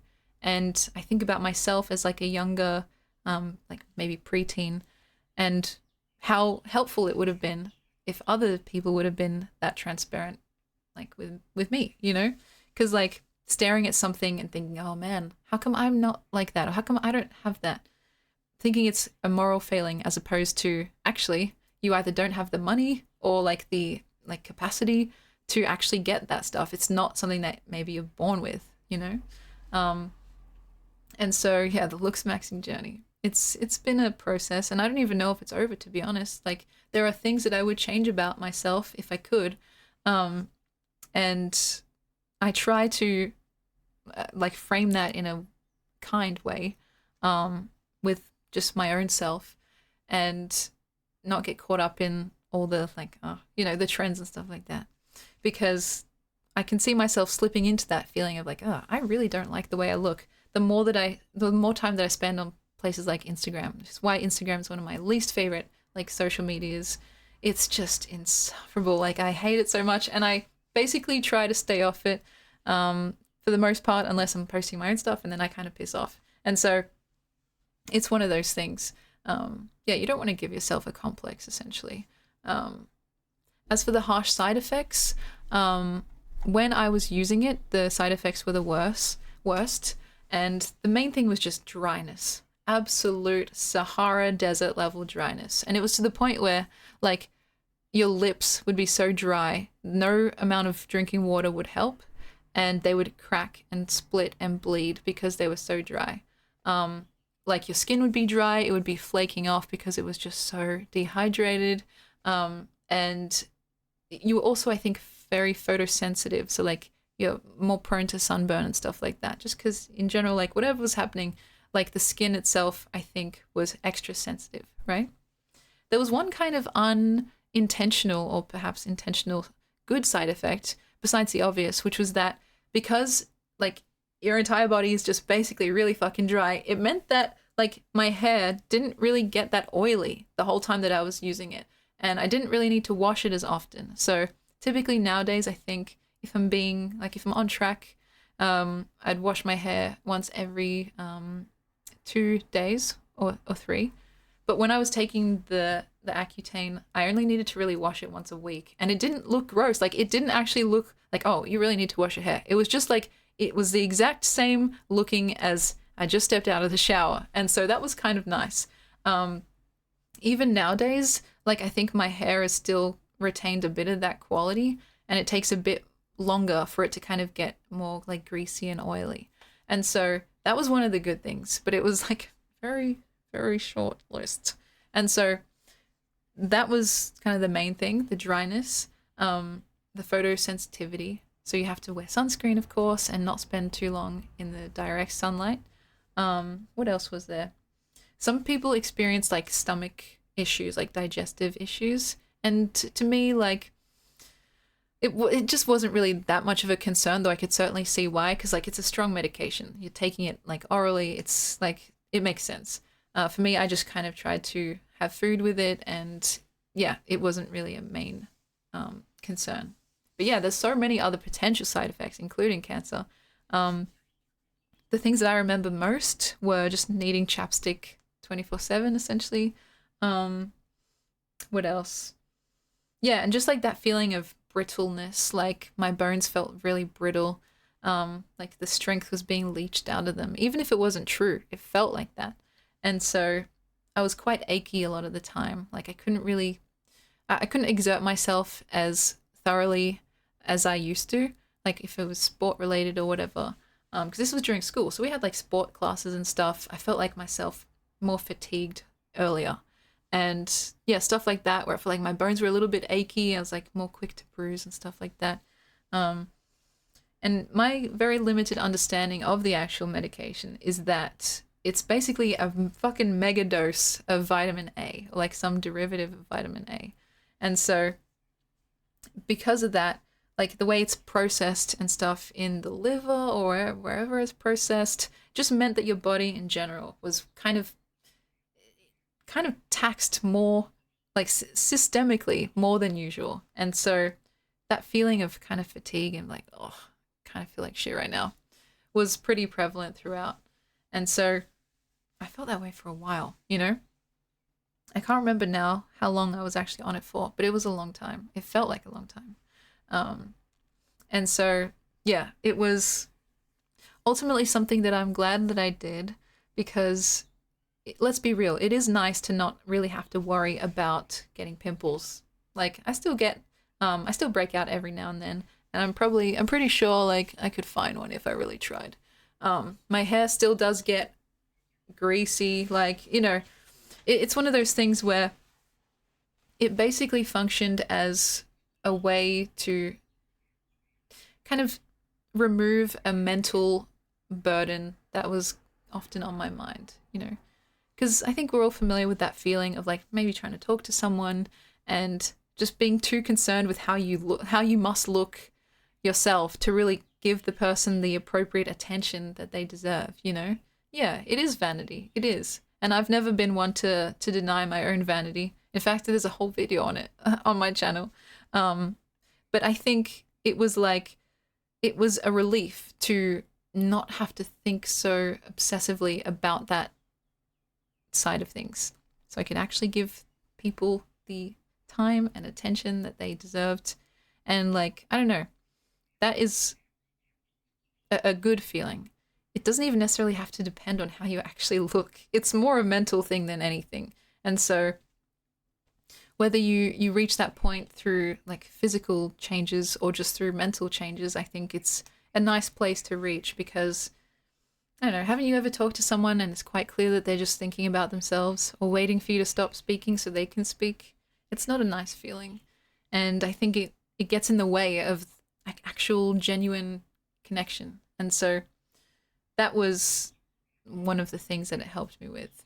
And so, yeah, the dryness though. God. Oh, the dryness. It was quite difficult to endure at school when, like, you know, especially during summer, where the winds and like the sun beating down and it's like you just feel like you're literally like, you know, SpongeBob from the movie where he like shrivels up. That's literally how it felt. And just feeling like I just want to dip myself into a vat of Vaseline and just kind of chill there for a while. That was kind of the feeling for a little bit. And funnily enough, I don't even know if this is wise to say or not, but my dermatologist like told me essentially that I was done with my course, though I still had some of the medication left over. And so I literally just still have it in my medication drawer, unopened. I don't know why I'm still holding on to it. I'll probably like just chuck it out, but it was just one of those weird things where it's like, oh, just in case, just in case. I wonder if I got that box now, if there'd be like a list of side effects in there. Interesting. But yeah, things we do to look certain ways, it's crazy. I can't tell if it's like something like if it's a bad thing or not, you know. I think in a way it makes sense that people want to look their best, however they define that. But as long as it's like something done with informed consent and not just rushed into, that's probably all you can really hope for, right? I'm relatively comfortable with how I look nowadays. Sometimes I do wish, oh, like, oh, I wish this part was bigger. I wish this part was smaller. I wish this looked like this. But in general, it's like that voice in my head that's like, oh, like you can't concentrate or you can't focus because you look a certain way has basically gone, which is nice. And so, yeah, I mean, I guess that's good. That's like a good outcome. And same thing can be said actually about like when I had braces multiple times, having my nose job and stuff like that, because those things, of course, like they serve dual purposes because it was also like a step towards increased functionality, but like the aesthetic improvement was not just some like kind of, oh yeah, like some byproduct that I was unaware of, you know what I mean? And so like there was always that understanding of like, okay, this thing that we're about to do, it's going to help you and improve your quality of life, but it's also like something that is conventionally like seen as desirable, maybe, if that's how you want to describe it. And yeah, that was not like some like something in the fine print, you know. And so yeah, it was just like, it's interesting. I don't even think that journey is over. Like, I don't know, what would be next? I guess stay tuned. But currently as it stands, I'd say I'm pretty comfortable.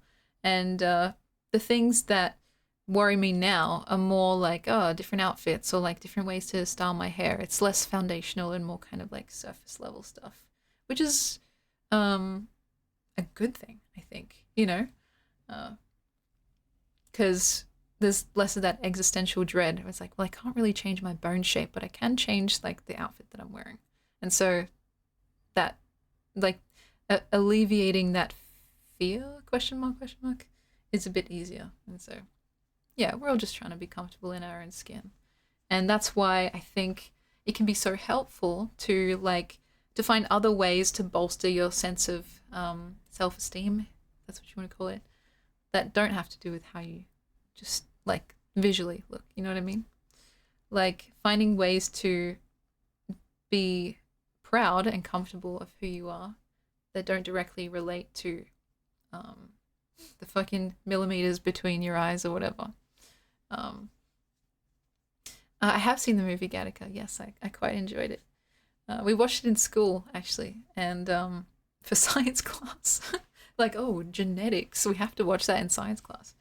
But yeah, you know, like as in terms of like how you can feel better about yourself that don't have to be directly physically related. It can be stuff like the value that you provide your community, the things that you like, the art that you create, the ways that you feel like you're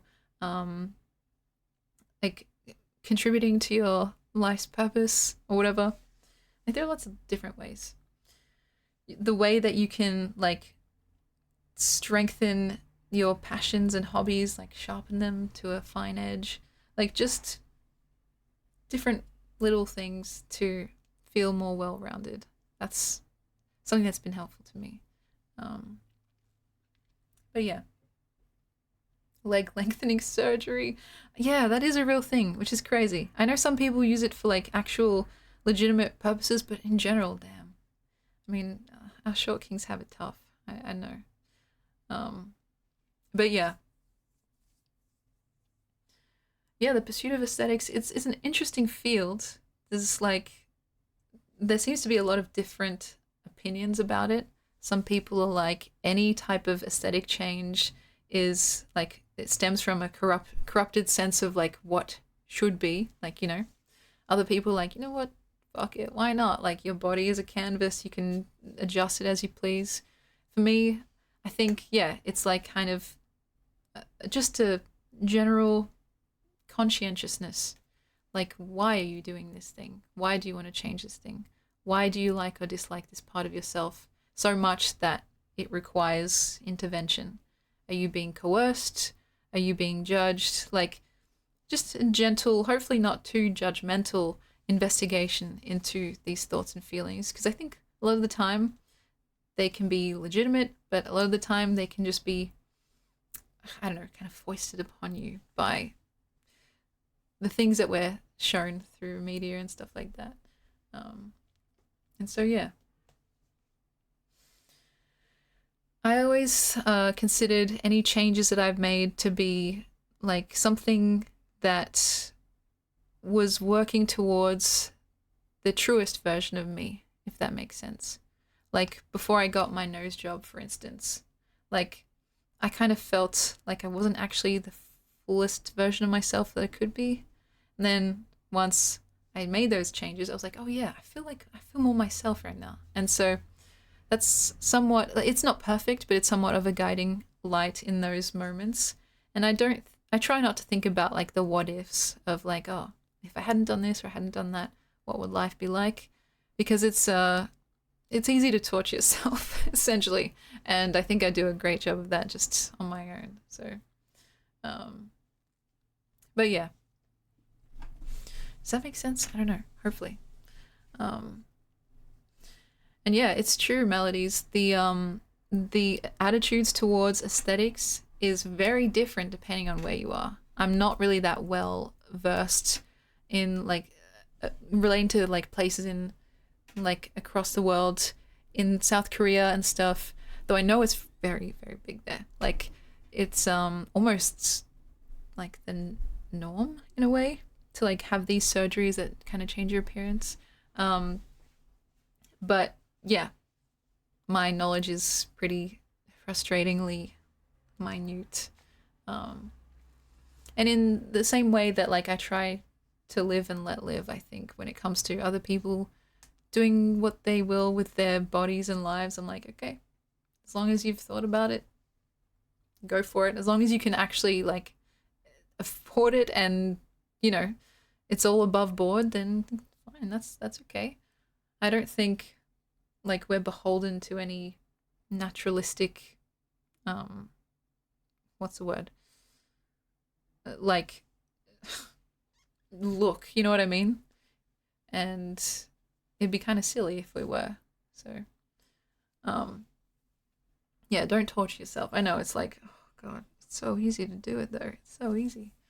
Um but yeah, leg lengthening surgery. Would you guys consider that?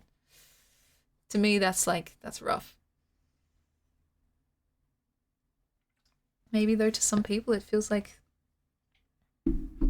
the only option, you know? Hmm. But yeah. I want a pirate hook hand. It's funny. Honestly, the discussion about like pretty intense body modifications is interesting too. It's kind of a step further than just like, you know, your stereotypical nose job or whatever. And yet people do it, right? And they seem pretty adamant and quite often happy about their choices. And it's who like who has the authority to be like, no, you shouldn't get a pirate hook instead of a hand. Like if someone wants to do it, um, even though you know it might be kind of extreme. Um, I don't have a good answer for it, but it's interesting. Yeah, people do things like they tattoo their entire bodies, or like they tattoo their eyeballs. They split their tongue in half. Um, they do all kinds of interesting things. They do get piercings in places you wouldn't even fathom. And it's like a lot of the times these people seem pretty happy. Like they're like, yeah, this is exactly what I wanted. And it seems like it seems strange for me to think about like someone telling them no in a way. You know? I mean, of course, it comes down to again, someone's axioms. Like obviously if someone wants to do something that will hurt themselves, like I want to get a piercing that goes through my temporal lobe. People like, that's gonna kill you. Don't do that. Um, but if someone just wants to like fucking get a piercing in some interesting place, then it's kind of like, okay, cool. That's your decision, and as long as it's well informed, I can't really fault it to be honest. Um, and so, yeah, yeah, I often find myself having these conversations as well, melodies, which is interesting because it's like there's no real nice, clean cut answer to a lot of these discussions. I've often described it as like kind of circling a feeling or like a particular vibe, which is frustratingly vague. Um, because I'm not a prescriptivist by any means. Like, I don't think I've ever straight up just said, this is true and this is false. It's like, and that's that. Like, to me, that seems kind of, that's like taking all the fun out of it in a way. And so it's very often the case where I find myself circling an idea, trying to get closer and closer to the middle, like the eye of the storm in a way, but never fully quite grasping like the essential nature of it, because I don't even think you can really. Especially because a lot of my own thoughts and feelings are quite subject to change, like constantly updating depending on what I've learned, new insights that I may have gathered over time. Because really, like, you know, I think that to be totally static is kind of unfortunate, you know, to be to decide, yep, this is how I feel and it's never going to change from here on out. It's like, what? Why, you know? Maybe it's easy, like easier, but yeah, to me it doesn't seem again like that fun. Um but yeah. Um Does that make sense? The biggest change that I've realized between 2024 and 2025? That's a great question. I don't even know if I mentioned this on stream, but this year has been simultaneously the best and worst year of my life for many different reasons. Um, I think what I've realized hmm,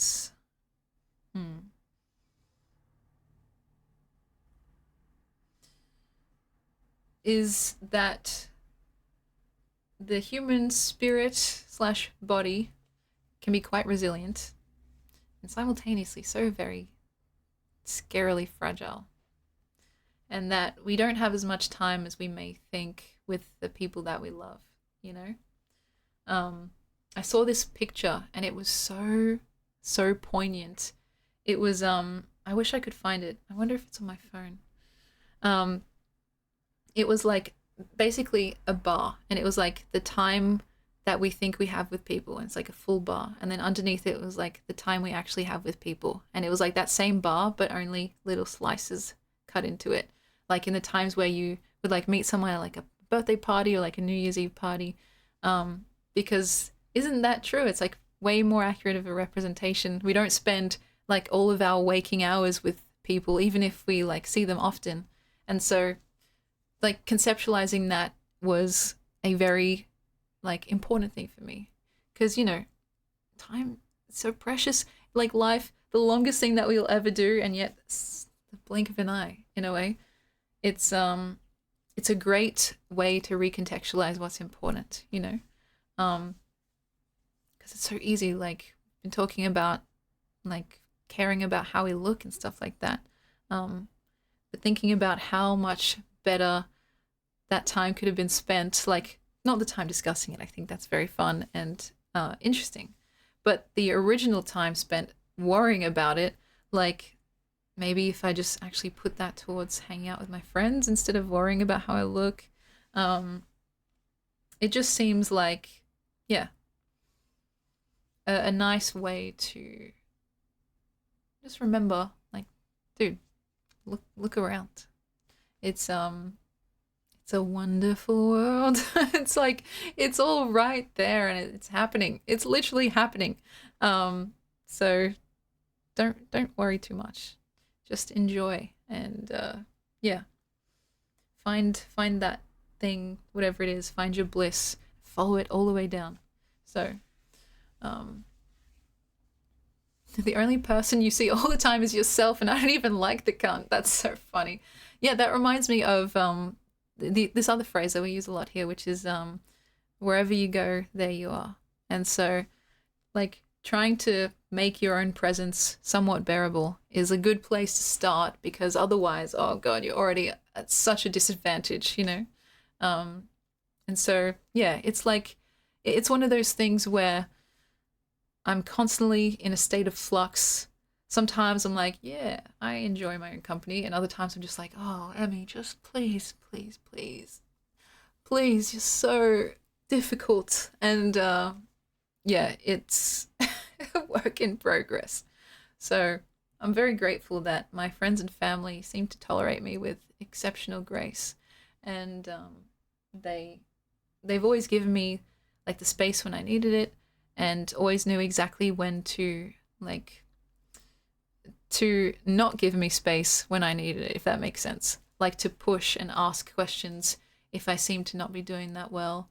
And that's really, really special because, you know, like sometimes I've experienced this thing where I don't even know quite what's wrong, like what's going on, like why am I feeling this way?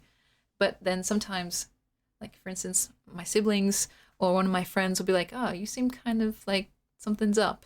And then I'll realize, oh yeah, there's something going on here. And it's like, there's a phrase that I quite like a lot, which is to be loved is to be known. And I think that is so very, very true.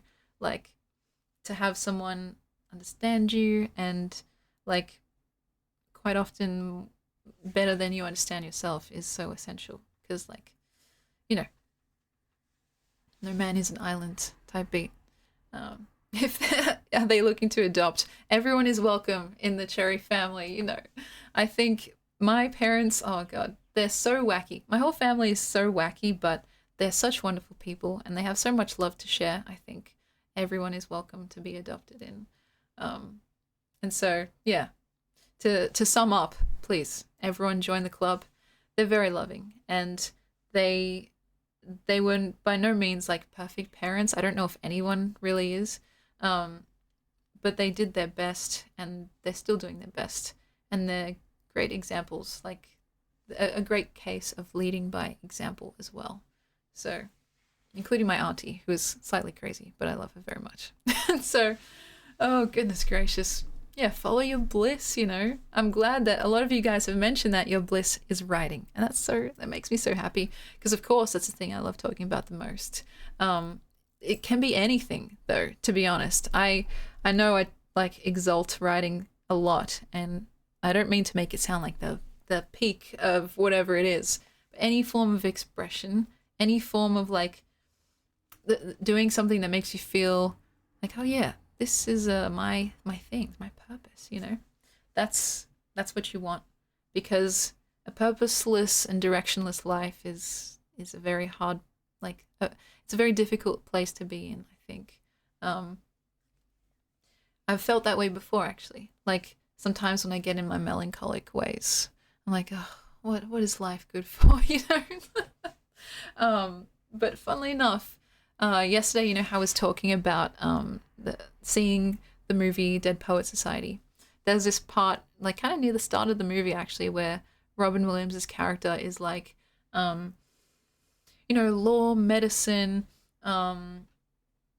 whatever else there is, like those more mechanical jobs. They're noble pursuits and they make the world go round. But things like art, beauty, romance, and love, that's what we live for. Like that's the stuff that makes you feel alive.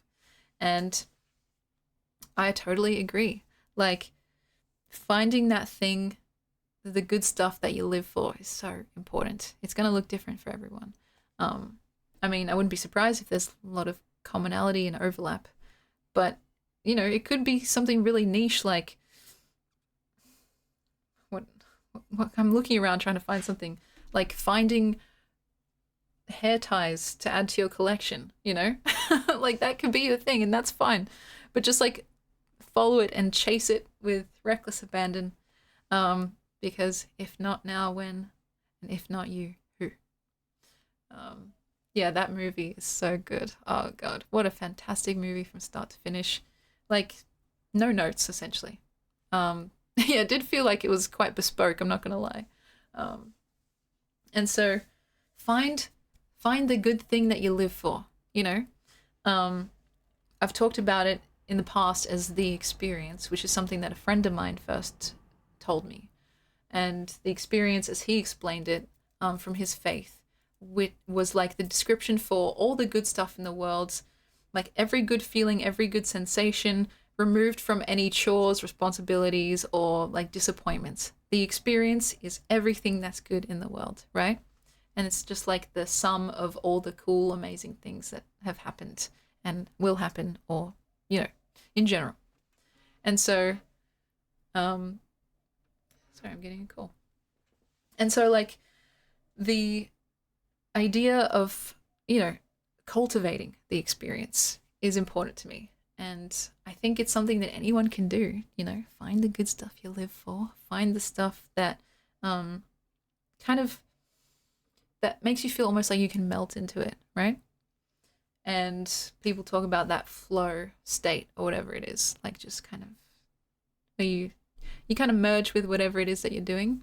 That's nice. It can be fickle, but if that's what it is for you, then that's fantastic. For me, I would describe the good stuff you live for and the experience and all that as like, oh god, there's got to be a good non-cliche way to say this.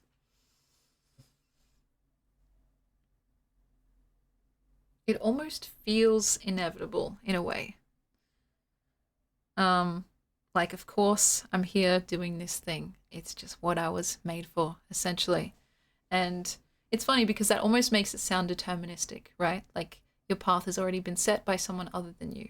That's not my intention to make it sound like that, though certainly some people probably conceive of it like that. But I mean, it's like you've set the path for yourself. You know what I mean? And it's laid there. It's just staring you in the face. It's so inevitable. It just feels like, of course, that feeling of course. Um, there is a better way to explain it, but that's kind of like we're getting closer to the idea, right? Um, and so, yeah, it's like, it's something that has been helpful to me whenever I'm like trying something new, for example, or even like doing something that I've done many times before. I just reassess, like, okay, does this feel like it's serving something? And so, yeah, I don't know if that's helpful. Um, yeah, something that sings back to you when you call. That's exactly right. And it's like, it feels a little bit like artsy fartsy when I describe this sort of stuff. And it's hard to really explain it unless you felt it yourself. But surely when you're in that space, it just seems totally natural. Like, oh yeah, that's how I feel when I write and when I make music. That's how I feel when I speak with you guys. It's just like, yeah, here I am. Yeah, writing, if writing can be that for you, that's fantastic. And it is a feeling that I think can be like more finely tuned. Like once you kind of like adjust your capacity to like feel that thing, then it just gets stronger and stronger. And that's like cool. It's comforting because you don't need any outside like validation, you know? All you need is the strength in the trust that you have. And so, yeah. A thing that can be tapped into. Absolutely. It's a great way to describe it. And the thing that you're tapping into is kind of like, God, we're so close. You'll have to forgive me, guys, for not being so articulate because this is not like I haven't prepared these notes in advance, you know, like this is just something that I'm talking about as I'm kind of discovering it. What is it that we're tapping into? It's like a wellspring of potential that has always been there, right? And it's kind of just been waiting for you to like, you know, to activate it. And so, and the thing about that wellspring is that it's infinite. Like it's this infinite pool of your own capacity to do the thing. Yeah, maybe self-awareness. Once you find that self-awareness, it's so liberating because it's like, oh, actually I can do this. Actually I am competent. Like I have the capabilities, I have the desire, and so that's usually the first step. And yeah, I don't know if that's helpful. That's been my experience at least. That idea of like, oh yes, you're unearthing something. And yeah, the feeling of being equipped, that's right. That's why the Amy Walker like affirmations are so important because she's talking exactly about this very thing. And she gets it, man. She just fucking gets it. She's one of those people that's just like so tuned in to whatever it is. She's just got it figured out, in my opinion. And so, yeah, speaking of, maybe we should do our affirmations. Like, so I don't forget it. Finding the commonalities of human experience. Yes. And drawing attention to the less aligned parts of those experiences while tying them back to the common parts. That's a great way to put it. It's actually, it's so good to like, to highlight that idea of like speaking sense into something, you know, like that idea of trying to communicate something that maybe is rather ineffable, to use a very funny particular word, but attempting it anyway because it seems like it's a worthwhile pursuit and that it could be helpful in some way, shape, or form. And yeah, like writing for me is often about trying to articulate something that I can't say any other way. So there's an example of this that I used a while ago. Maybe I can bring it up again if you'll forgive me for the repetition. Um, mm. And Lulu, welcome in. When I talk about poetry specifically as well, like the reason why it's so dear to me is for many, many reasons actually. But a lot of the time it's because it's solely dedicated to unearthing of the most accurate version of the truth. You know what I mean? And so what I mean by that is, let's see if I can find this. I want to share a poem that articulates this exact thing. I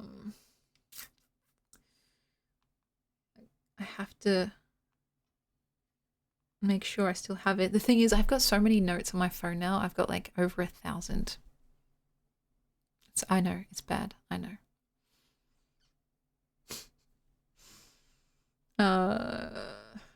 Please. Yes, okay. So, I'll wait till the ads are done, of course. And thank you, Martinez. Yes, everyone, like, show your appreciation in the chat for my brother passing his driving test. We're probably going to get together later, actually, to celebrate. But I figured, why not? Just share the love. Yeah, I have over 1,000 notes.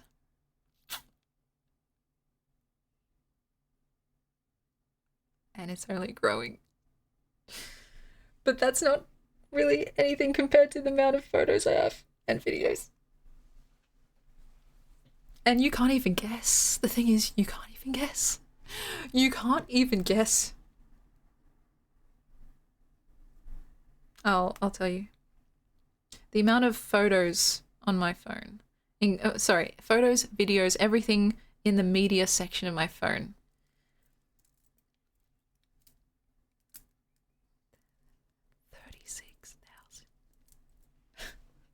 36,754.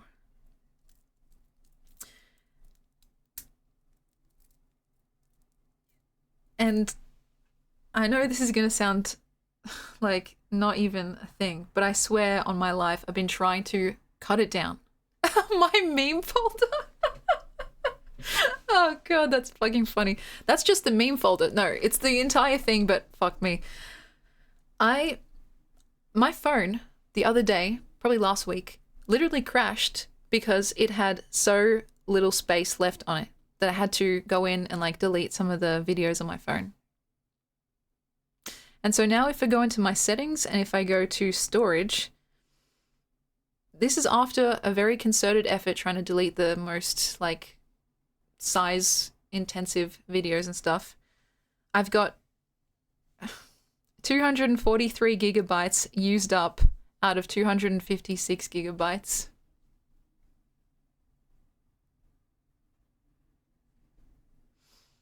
So, and 170 gigabytes of that is photos. Oh, I need to move them to my computer. Yeah. I don't know how I got this out of control. Like, damn, son, is the only appropriate response. I don't know how it got this bad, because, like, it just snuck up on me. It literally just snuck up on me. So, I think maybe even this week I'll have to transfer everything. But I do get a little bit scared, because I'm like, what if it doesn't work? Like, what if the transfer messes up? Or what if I need a picture, like, to show someone, and it's, like, gone, because it's not on my phone anymore. Anyway, that's just silly. What I was talking about before, poetry as like truth and accuracy distilled. This is something that I've shared with you guys before. Please forgive me. It's one of the worst parts of something like this streaming is that I end up repeating myself quite often, which is good for people that are maybe joining for the first time. But some of the OGs, they've probably heard me say these same stories over and over. But I wrote a poem for a friend of mine, a dear friend of mine, someone who I literally just adore. And, I often write poems for people just to say, like, I was thinking of you. I wanted to share something with you. It's like my love language, essentially. And the thing is, like, I could have sent them just a simple message, right? I could have been like, hey, I was thinking of you. I love you so much. You're a good friend of mine, right? Even I could have even written a poem that more or less said the same thing, you know? But the thing about poetry that is so like intriguing and so wonderful to me is the fact that I can actually take a sentiment like that and just like push it and stretch it and like take it to its most extreme edge and see if I can like extract the the essence of truth from what I'm actually trying to say. Because what's the point, you know, otherwise? Like, we have this incredible medium that is so highly attuned and highly sensitive to the exquisite, right? Why not use it? And so this is the poem that I ended up writing and sending to my friend, which I'll talk about more in just a sec, but here it is, just unfiltered. It's called Collaboration as Intimacy, Disciple of Discipline. So, I have noticed you are very easy to enjoy. It feels effortless, like you are relaxed. You are cool, cool water. You are, after much strenuousness from a long sentence, the newness of fresh air, all thanks to a comma. You are loveliness, no guesses, I'm confessing a sureness. You are silk sweet, made absolutely manifest. And so that's the poem. Hopefully my dictation is all right. It sounds really, really earnest, right? It's almost romantic. And bear in mind, this is just like, this is a friend, right? So we have this sentiment where you're like, okay, I have this severe depth of feeling, this person who I care about so much, but it almost seems like regular words just won't suffice. And so that's where poetry comes into play, because it's like its whole domain is based on trying to explain the inexplainable, you know? I could have said, I care about you a lot. You're someone I think about and someone that I value. But that wasn't really the truth of the matter, or at least not the full truth. And so when I write, I try, at least, I'm not always successful, but I attempt to find the most distilled version of the truth as I can. And whether or not that's embarrassingly earnest, romantic, borderline horny, like whatever flavor it takes, like that's it. That's what it is. And so it's less like creating and more like unearthing, in the sense that it's already there. You're just trying to capture it, like, then offer it up, you know? And so to me, that's what makes the practice so unbelievably rewarding, because not only do you get this hopefully nice and appreciated piece of art, but you're also, it's like it's working double duty, because you are able to articulate to someone like something about your relationship or the way that you feel about them or a situation. And so it's like it's serving multiple functions at once. And so a lot of people, I think, people who aren't really in the art world, maybe they consider stuff like poetry to be a bit frivolous or like a bit useless beyond being quite pretty and frilly. But I think it's so much more than that, right? Like, it's, sure, it is pretty and it is frilly, but it can also serve as like a marker of something. Like, yeah, like a way to show romantic love, or even like completely platonic love, or something in the middle. It's like, it's one of those things where you can do a lot with some expertly placed like bit of language. And so yeah, that was sent to a guy, if that makes any difference. And I often talk to like all of my friends, it doesn't matter how they present, in that same way, because I'm not really chasing anything other than the actual truth of the matter, the truth of my heart, as corny as that sounds. Sometimes it comes out in a comedic kind of way, especially with friends of mine that like bring out that side of me more. If someone brings out more of the other side, then that's what they'll get, right? But it's like, it's tailored, it's bespoke, and that's kind of the point, you know? And so, yeah, that strong emotion, it's quite exquisite, because it's like, how else am I going to say this thing? There is no other way. And I think that's why I said earlier that it feels inevitable, because there is literally no other way. At least, it wouldn't feel the same. It wouldn't feel like it is that actual distilled truth that I'm going for. Um, yeah. And so I have so many different examples like that I could show you guys. And often it's funny because in those moments when I'm writing something like that, more often than not, I would say, maybe because I'm experienced by now, but it doesn't even really need that much editing. Like it comes out as a first draft, and I'm like, oh, there it is. It's because it's been waiting. It's been there the whole time, and so it's like it feels like that kind of natural, effortless glide into something that's been kind of there, maybe a little bit obvious for a while, and just been waiting to be assembled. And often those poems, they don't put up any fight at all. They assemble themselves essentially. And so, yeah, it's fun. It's not like always how it goes. Sometimes it's more of a fight. I'm like, why aren't you cooperating?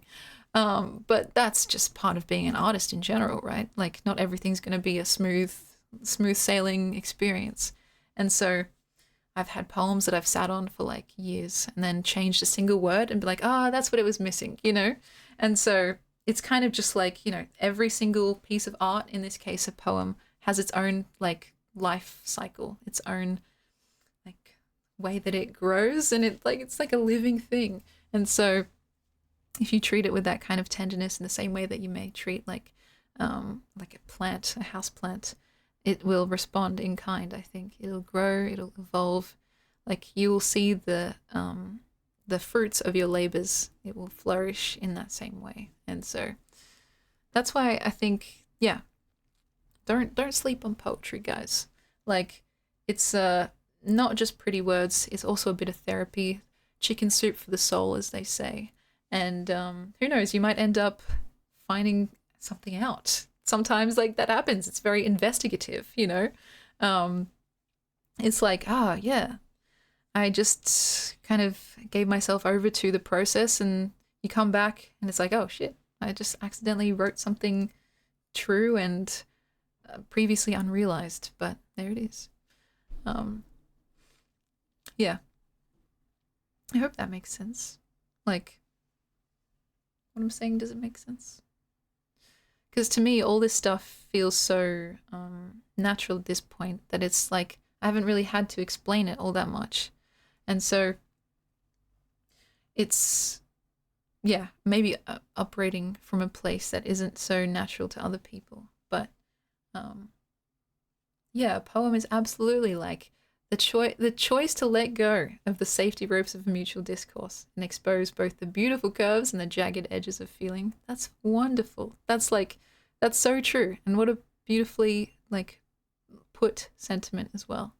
It's like it's playful essentially as well. That's the thing. Like a lot of people think, oh, poetry is hard, or like it's too obtuse. It's hard to get into, to find a way in. And sometimes it can be. Like, especially if you're reading or trying to learn from some of the more dry poets, like the stuff that they teach in schools and stuff. I think that does a disservice to the entire genre, really, because there's so many cool poets doing really weird stuff out there. There's something for everyone, but they just fucking push the same stuff on kids that already don't give a shit, and it's like, oh, you're fighting a losing battle. And so it's one of those things where like there can be, and honestly I think a lot of the times there should be, like that sense of playfulness. Like you're playing with language. You're making it like making it do weird things, like flipping it over, tossing it around, like throwing it in the air, juggling it, and just seeing what happens. And it's that same kind of like childlike sense of like, oh, what happens if I do this? And kind of, yeah, not taking it as something that needs to be necessarily torturous. You know what I mean? I mean, it can be sometimes, but it's like, in general, the feeling that I get most of the time when I write is that sense of like, I'm doing something like, what's the word? Not necessarily like I'm getting away with something, but I'm doing something, I don't know, indulgent, but again, that almost makes it sound like it's unnecessary. Um, I have to get back to you guys on that. I don't know. It feels like I'm doing something that is speaking to like that kind of childlike spirit in a way. And so, yeah. I'd rather hang with poets doing amateur work than read The Raven. It's funny. Not that it's a bad poem, I just like seeing people play. Yeah, I think that's so true. You know, I have a special place in my heart for Edgar Allan Poe and all the greats and the canon writers that get taught in schools. But like a lot of the time, and this is something that I strongly, strongly believe in, when you read work by amateur writers, they're often so raw, and there's like this really raw nerve that's exposed, this undercurrent of feeling that hasn't been sanded away by like the kind of the curriculum of poetry classes in like high school and university. And some of the best poems that I've ever read have been by people who say, "Oh, I never write. This is just something I did because I had to for whatever reason, if I've like requested it from someone." And like I read it and I'm like, "Holy shit. This is just exactly that truth distilled, right?" Because it hasn't been affected by some of the lessons that are taught, like when they try and teach a specific method into you and like kind of put you into a box. Yeah, it hasn't been made commercially viable. Exactly. It's real, it's authentic, and sometimes it is kind of like that jagged edge. Maybe it's not even necessarily that, like, it's not like it looks a certain way, but it's just so true. And it's happened quite a bit here actually, where we've done those poetry competitions or people have just shared their thoughts on the Discord, and they're like, "This is the first poem that I've ever read. I mean, ever written." If it was the first poem they've ever read, that'd also be impressive. But it's like, I just wrote this for fun. Here it is. Like, don't laugh at me. And I'm like, holy shit, this is really, really good, you know? And it usually speaks to some heightened awareness of this person's ability to like to see in general, like to notice, to transmute all that stuff that goes on. Yeah, that excavation that goes on. And so it's something that I really believe everyone has in them in some capacity. Like in the same way that I think everyone has a story in them, probably multiple. I think everyone has the capacity to write poetry competently and, you know, in a way that is worth reading, quite frankly. And if I were like, you know, the queen of the world, my decree would be to make everyone write a poem at least once in earnest and just see what happens, you know? I think it would be quite revealing. And so, yeah. It's why among all the different art formats, the poetry in particular speaks so intimately to me. Because, like, you know, I love music so much and I love writing fiction as well, which I've been doing a lot more of recently. But I always come back to poetry because it's just the thing. It's just my thing, you know. Yeah. You guys like my decree? If I were queen of the world, everyone has to write at least a poem.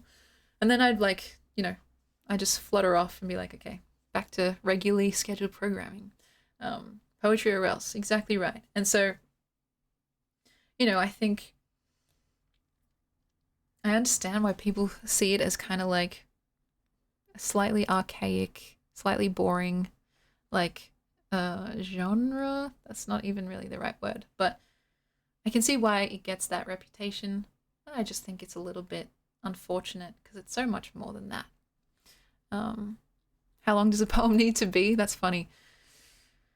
Honestly, I'm quite unconventional when it comes to this because, again, like when I was in university, I studied not just poetry, but like experimental poetry, which is even like a step further into like the kind of niche, unconventional, artsy fartsy stuff that people are like, okay, that is not at all helpful to the world. And in that class, we were writing poems that were like a single letter long, you know? And so I would say a poem's length is only determined by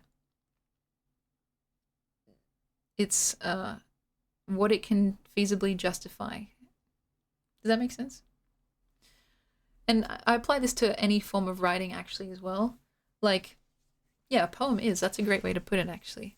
Um, as long as you can like convincingly and compellingly justify a choice made in a piece of in any piece of art, then I think that's all you really need, right? And the argument for compellingness is so subjective. So it's like what may be like compelling to someone may not be compelling to someone else. But for the writer, at least for the artist, I think that's the first place to start. And so, yeah, it's a non-answer, but it's my true answer for whatever that's worth. Um, yeah, it also does depend on the kind as well. There are some more traditional formats that require certain rules, like limericks that rhyme in a particular scheme, haikus with a particular syllable count. There's like poetry kinds from around the world, like Italian types of poets and like sonnets and stuff like that, that all have specific like structural things to them. But if we're just talking about free verse in general, especially if we're talking about experimental free verse, then I'm like, just go for your life. Excavate and find the truth. And if that's a single letter or a single word, or if it's like a whole Homeric epic, then that's cool too. It's a very awe answer. Yeah, it really is. And so, yeah, like for me, well, what's the shortest poem that I've ever written? I mean, I do a lot of micro poetry, or at least I used to on Twitter. So if we're not counting micro poetry and actually counting like something more traditional, I think probably like 4 lines maybe. Anything under 4 lines, I would consider micro poetry, and I do a lot of that too, so I can't begrudge it. Um, but yeah, I'm reminded of an Alan Moore shorter story, Machine. Unexpectedly, I'd invented a time. That's amazing. I love that.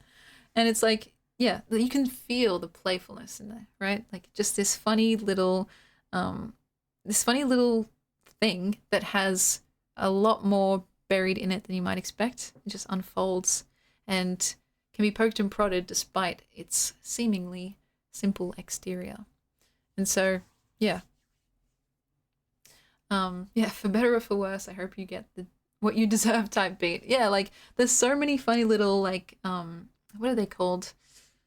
Adages, um, little sayings that often become cliches because they're so helpful that people use them all the time and then they turn into cliches.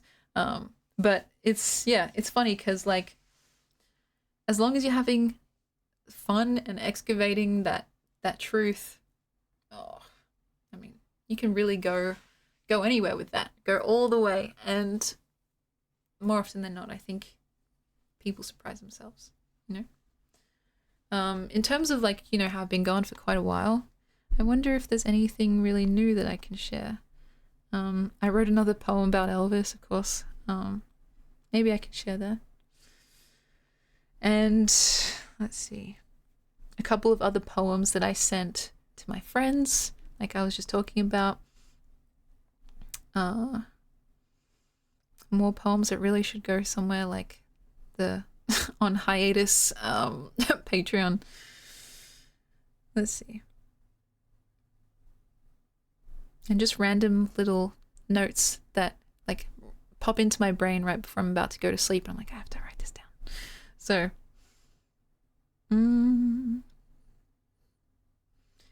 anything in particular?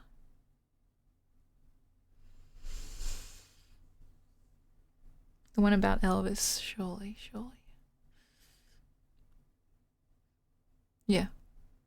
All right, I have to find it. Okay, so the actual total count on my iPhone notes is 1,155. Don't look at me. Oh God. This one this poem actually is probably a good one to use because it's something I've been dying to write about for so long. Give me a sec. It's about the day that Elvis passed away and how a lot of the time when people talk about it, I mean, Elvis in general has become a controversial figure, kind of polarizing for many reasons. I won't get into all those reasons now. But a lot of like his late stage career stuff is kind of derided. It's like, oh, look at this guy, sweaty and overweight and just crooning. Like, I think a lot of it is quite uncharitable. But anyway,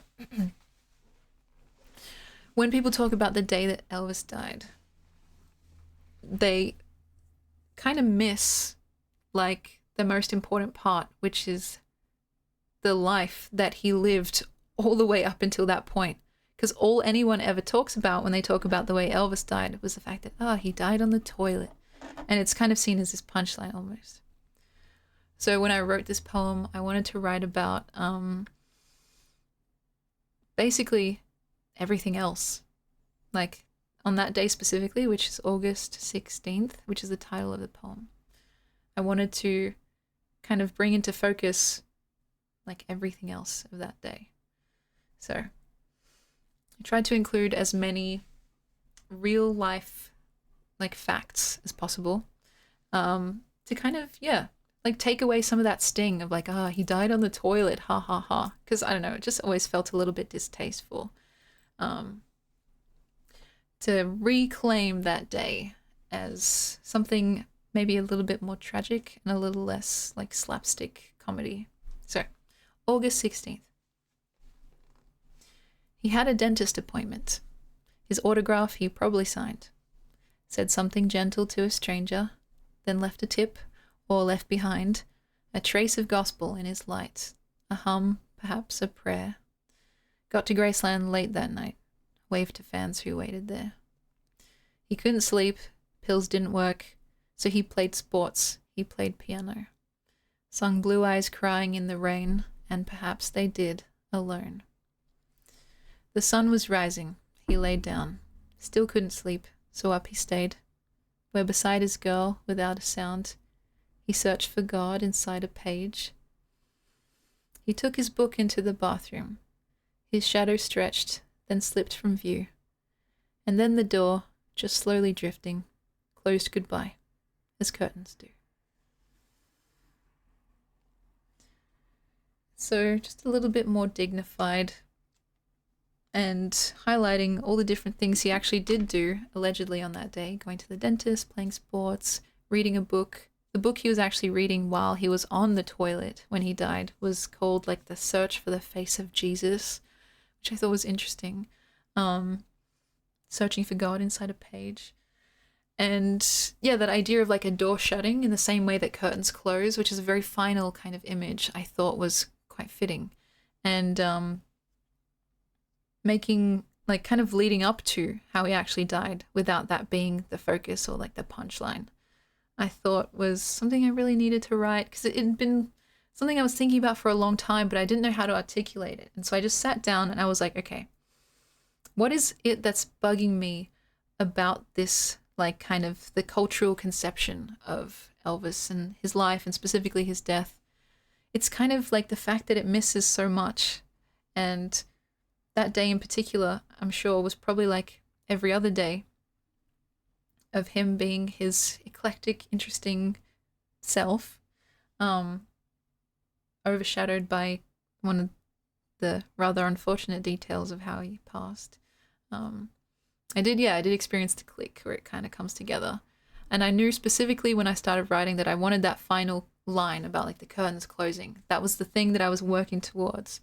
And so, because, you know, think about his life, it was almost entirely a performance. And so to have that similarity between his like his day of death was it seemed fitting in a weird way. And yeah, the thing about Elvis, I mean, it's kind of been discovered that at the time, even though he was like, he did have a pretty intense hedonistic, you might call it, diet and all the drugs and stuff like that, it's kind of been a new thing where people have agreed actually that instead of just trying to like have a hedonistic bender just for the fun of it, rather it was more of like this desperate attempt to self-medicate because he was suffering from quite a few different, at the time, relatively unknown like autoimmune conditions and stuff like that, especially after an injury that he sustained to his head. And so he did have an egregious diet. I'm not going to argue that. I think I'd be fighting a losing battle, and probably rightfully so. I will also not deny the fact that he was doing copious amounts of drugs, legally prescribed, but still, like, he kind of used that as a way to make it seem like it was fine. And so even knowing that and conceding those points and not endorsing those points, it seems to me like most people miss the crucial detail that, like, yeah, I'm sure there was some enjoyment in that very, like, decadent lifestyle. But underneath all of that, he was really hurting a lot. And thinking about, like, the work, like, lifestyle that he was kind of chained to, how he was forced to work like a dog every single day, performing sometimes twice a night without really much break. Like, he was really under the pump and turning to literally anything that would help, especially with his injuries. Like, it was just a recipe for disaster, right? And so, yeah, people think, oh, look at him. He kind of brought it on himself for eating like that and doing all those drugs. And it's like, I don't know. I just feel like it's an unempathetic way to look at a person, you know? That's even despite, like, even if he hadn't had those alleged, like, autoimmune conditions. Like, I don't think anyone really brings that kind of ruin and devastation upon themselves like that, you know? People that are suffering from things like addiction don't deserve, like, our mocking and, like, derision. They deserve to be treated like people, like everyone else, like, with graciousness and respect and as much help as we can feasibly afford them, you know?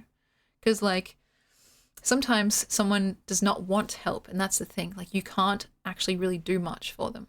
All you can really do is say, like, I'm here, I'm available. If you decide that you want to, like, you know, engage, then I'll be waiting and ready. But you can't force someone into kind of bettering themselves in that way. But I think the mocking part is yeah, it's unhelpful. It's unempathetic, and anyone can fall into it, you know? We all have our vices. It just, like, is a matter of sometimes complete chance or circumstance or biology that ends up kind of ensnaring some people more deeply into the clutches of things like addiction and stuff. And so really it's just like we should be thankful that we aren't, like, in those positions.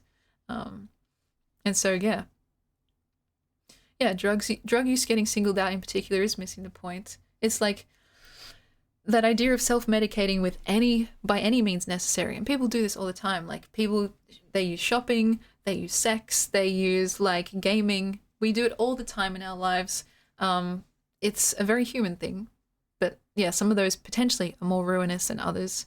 And so, yeah, it just seems like because Elvis was so famous and kind of seen now as, like, a bit of a corny figure, like, it seems like, it's a get out of jail free card to just make fun of his late stage life and his death and stuff. And there is also that added complication of, like, the whole thing about, like, his proclivity towards, like, younger women. I can't even get into that because it's so complicated, and people that are arguing in bad faith don't really care anyway. They just say, oh, Elvis was a pedophile, and they're just like nothing that you say will be able to like soften the argument. You know what I mean? It's like, well, actually, it's not really like that at all. But how do you even get into, like, the years and years of like, just historical, cultural, and, like, fucking entertainment wise context? Is just impossible. So I try to steer clear of that because I know even if I attempt to engage in that discussion, it will just lead nowhere good, you know. But yeah, the shorter narrative will always win. It's true. And yeah, it's like, it's hard because the things that proliferate, especially on the internet, it's not really what's the most true, it's about what's the most interesting. Like, what's the most repeatable story? What's the most inflammatory? And so it is a losing battle, and it's one that I will sometimes just concede the point, even though it's my opinion is a bit more nuanced. It's not completely one way or the other. And so I do agree that it was slightly problematic, but it's less about Elvis's specific pathology and more to do with the pathology of America at that time in general, and the various ways in which like the patriarchal understandings of the world like warped perceptions and like of women and like how they're seen as property or how they were seen as property, and like it's just like a whole thing, you know. Do you see what I mean about how it unfolds, and like the context makes a lot of difference. You know, like at that time, like people were getting married at like 14, 15. And so it wasn't really seen as that strange. Anyway, it's hard because we're looking through a lens that we're unfamiliar with, like as people living in a modern day. And it's obviously quite confronting to think about like, oh, like seeing 14-year-olds and stuff like that in that way. It was like, at the time, it was kind of expected. And so, yeah, different times, different people. I'm glad that it's not like that anymore, but you know, yeah, it's not exactly bad faith, but it is disingenuous. It's true, and it happens more often than you may think, especially because if someone's young, for example, they can't even fathom a reality in which like the world had different values or morals to the one that they currently exist within, you know. It's like, well, surely everything has always been exactly the same as it is now. And so if something doesn't like align with what I currently deem to be correct, then that must be wrong. And it's just like, oh God. It's usually a sign that you're talking to someone who probably isn't going to have their minds changed. So anyway, Ben, thank you so much for joining us. It's always a pleasure, my friend. And I think we should do our affirmations and then probably wind down for today as well, because my brother, I think, is going to be waiting on me. And before I was called by my auntie, so I'll have to see what she wants as well. So, affirmation time. Affirmation station.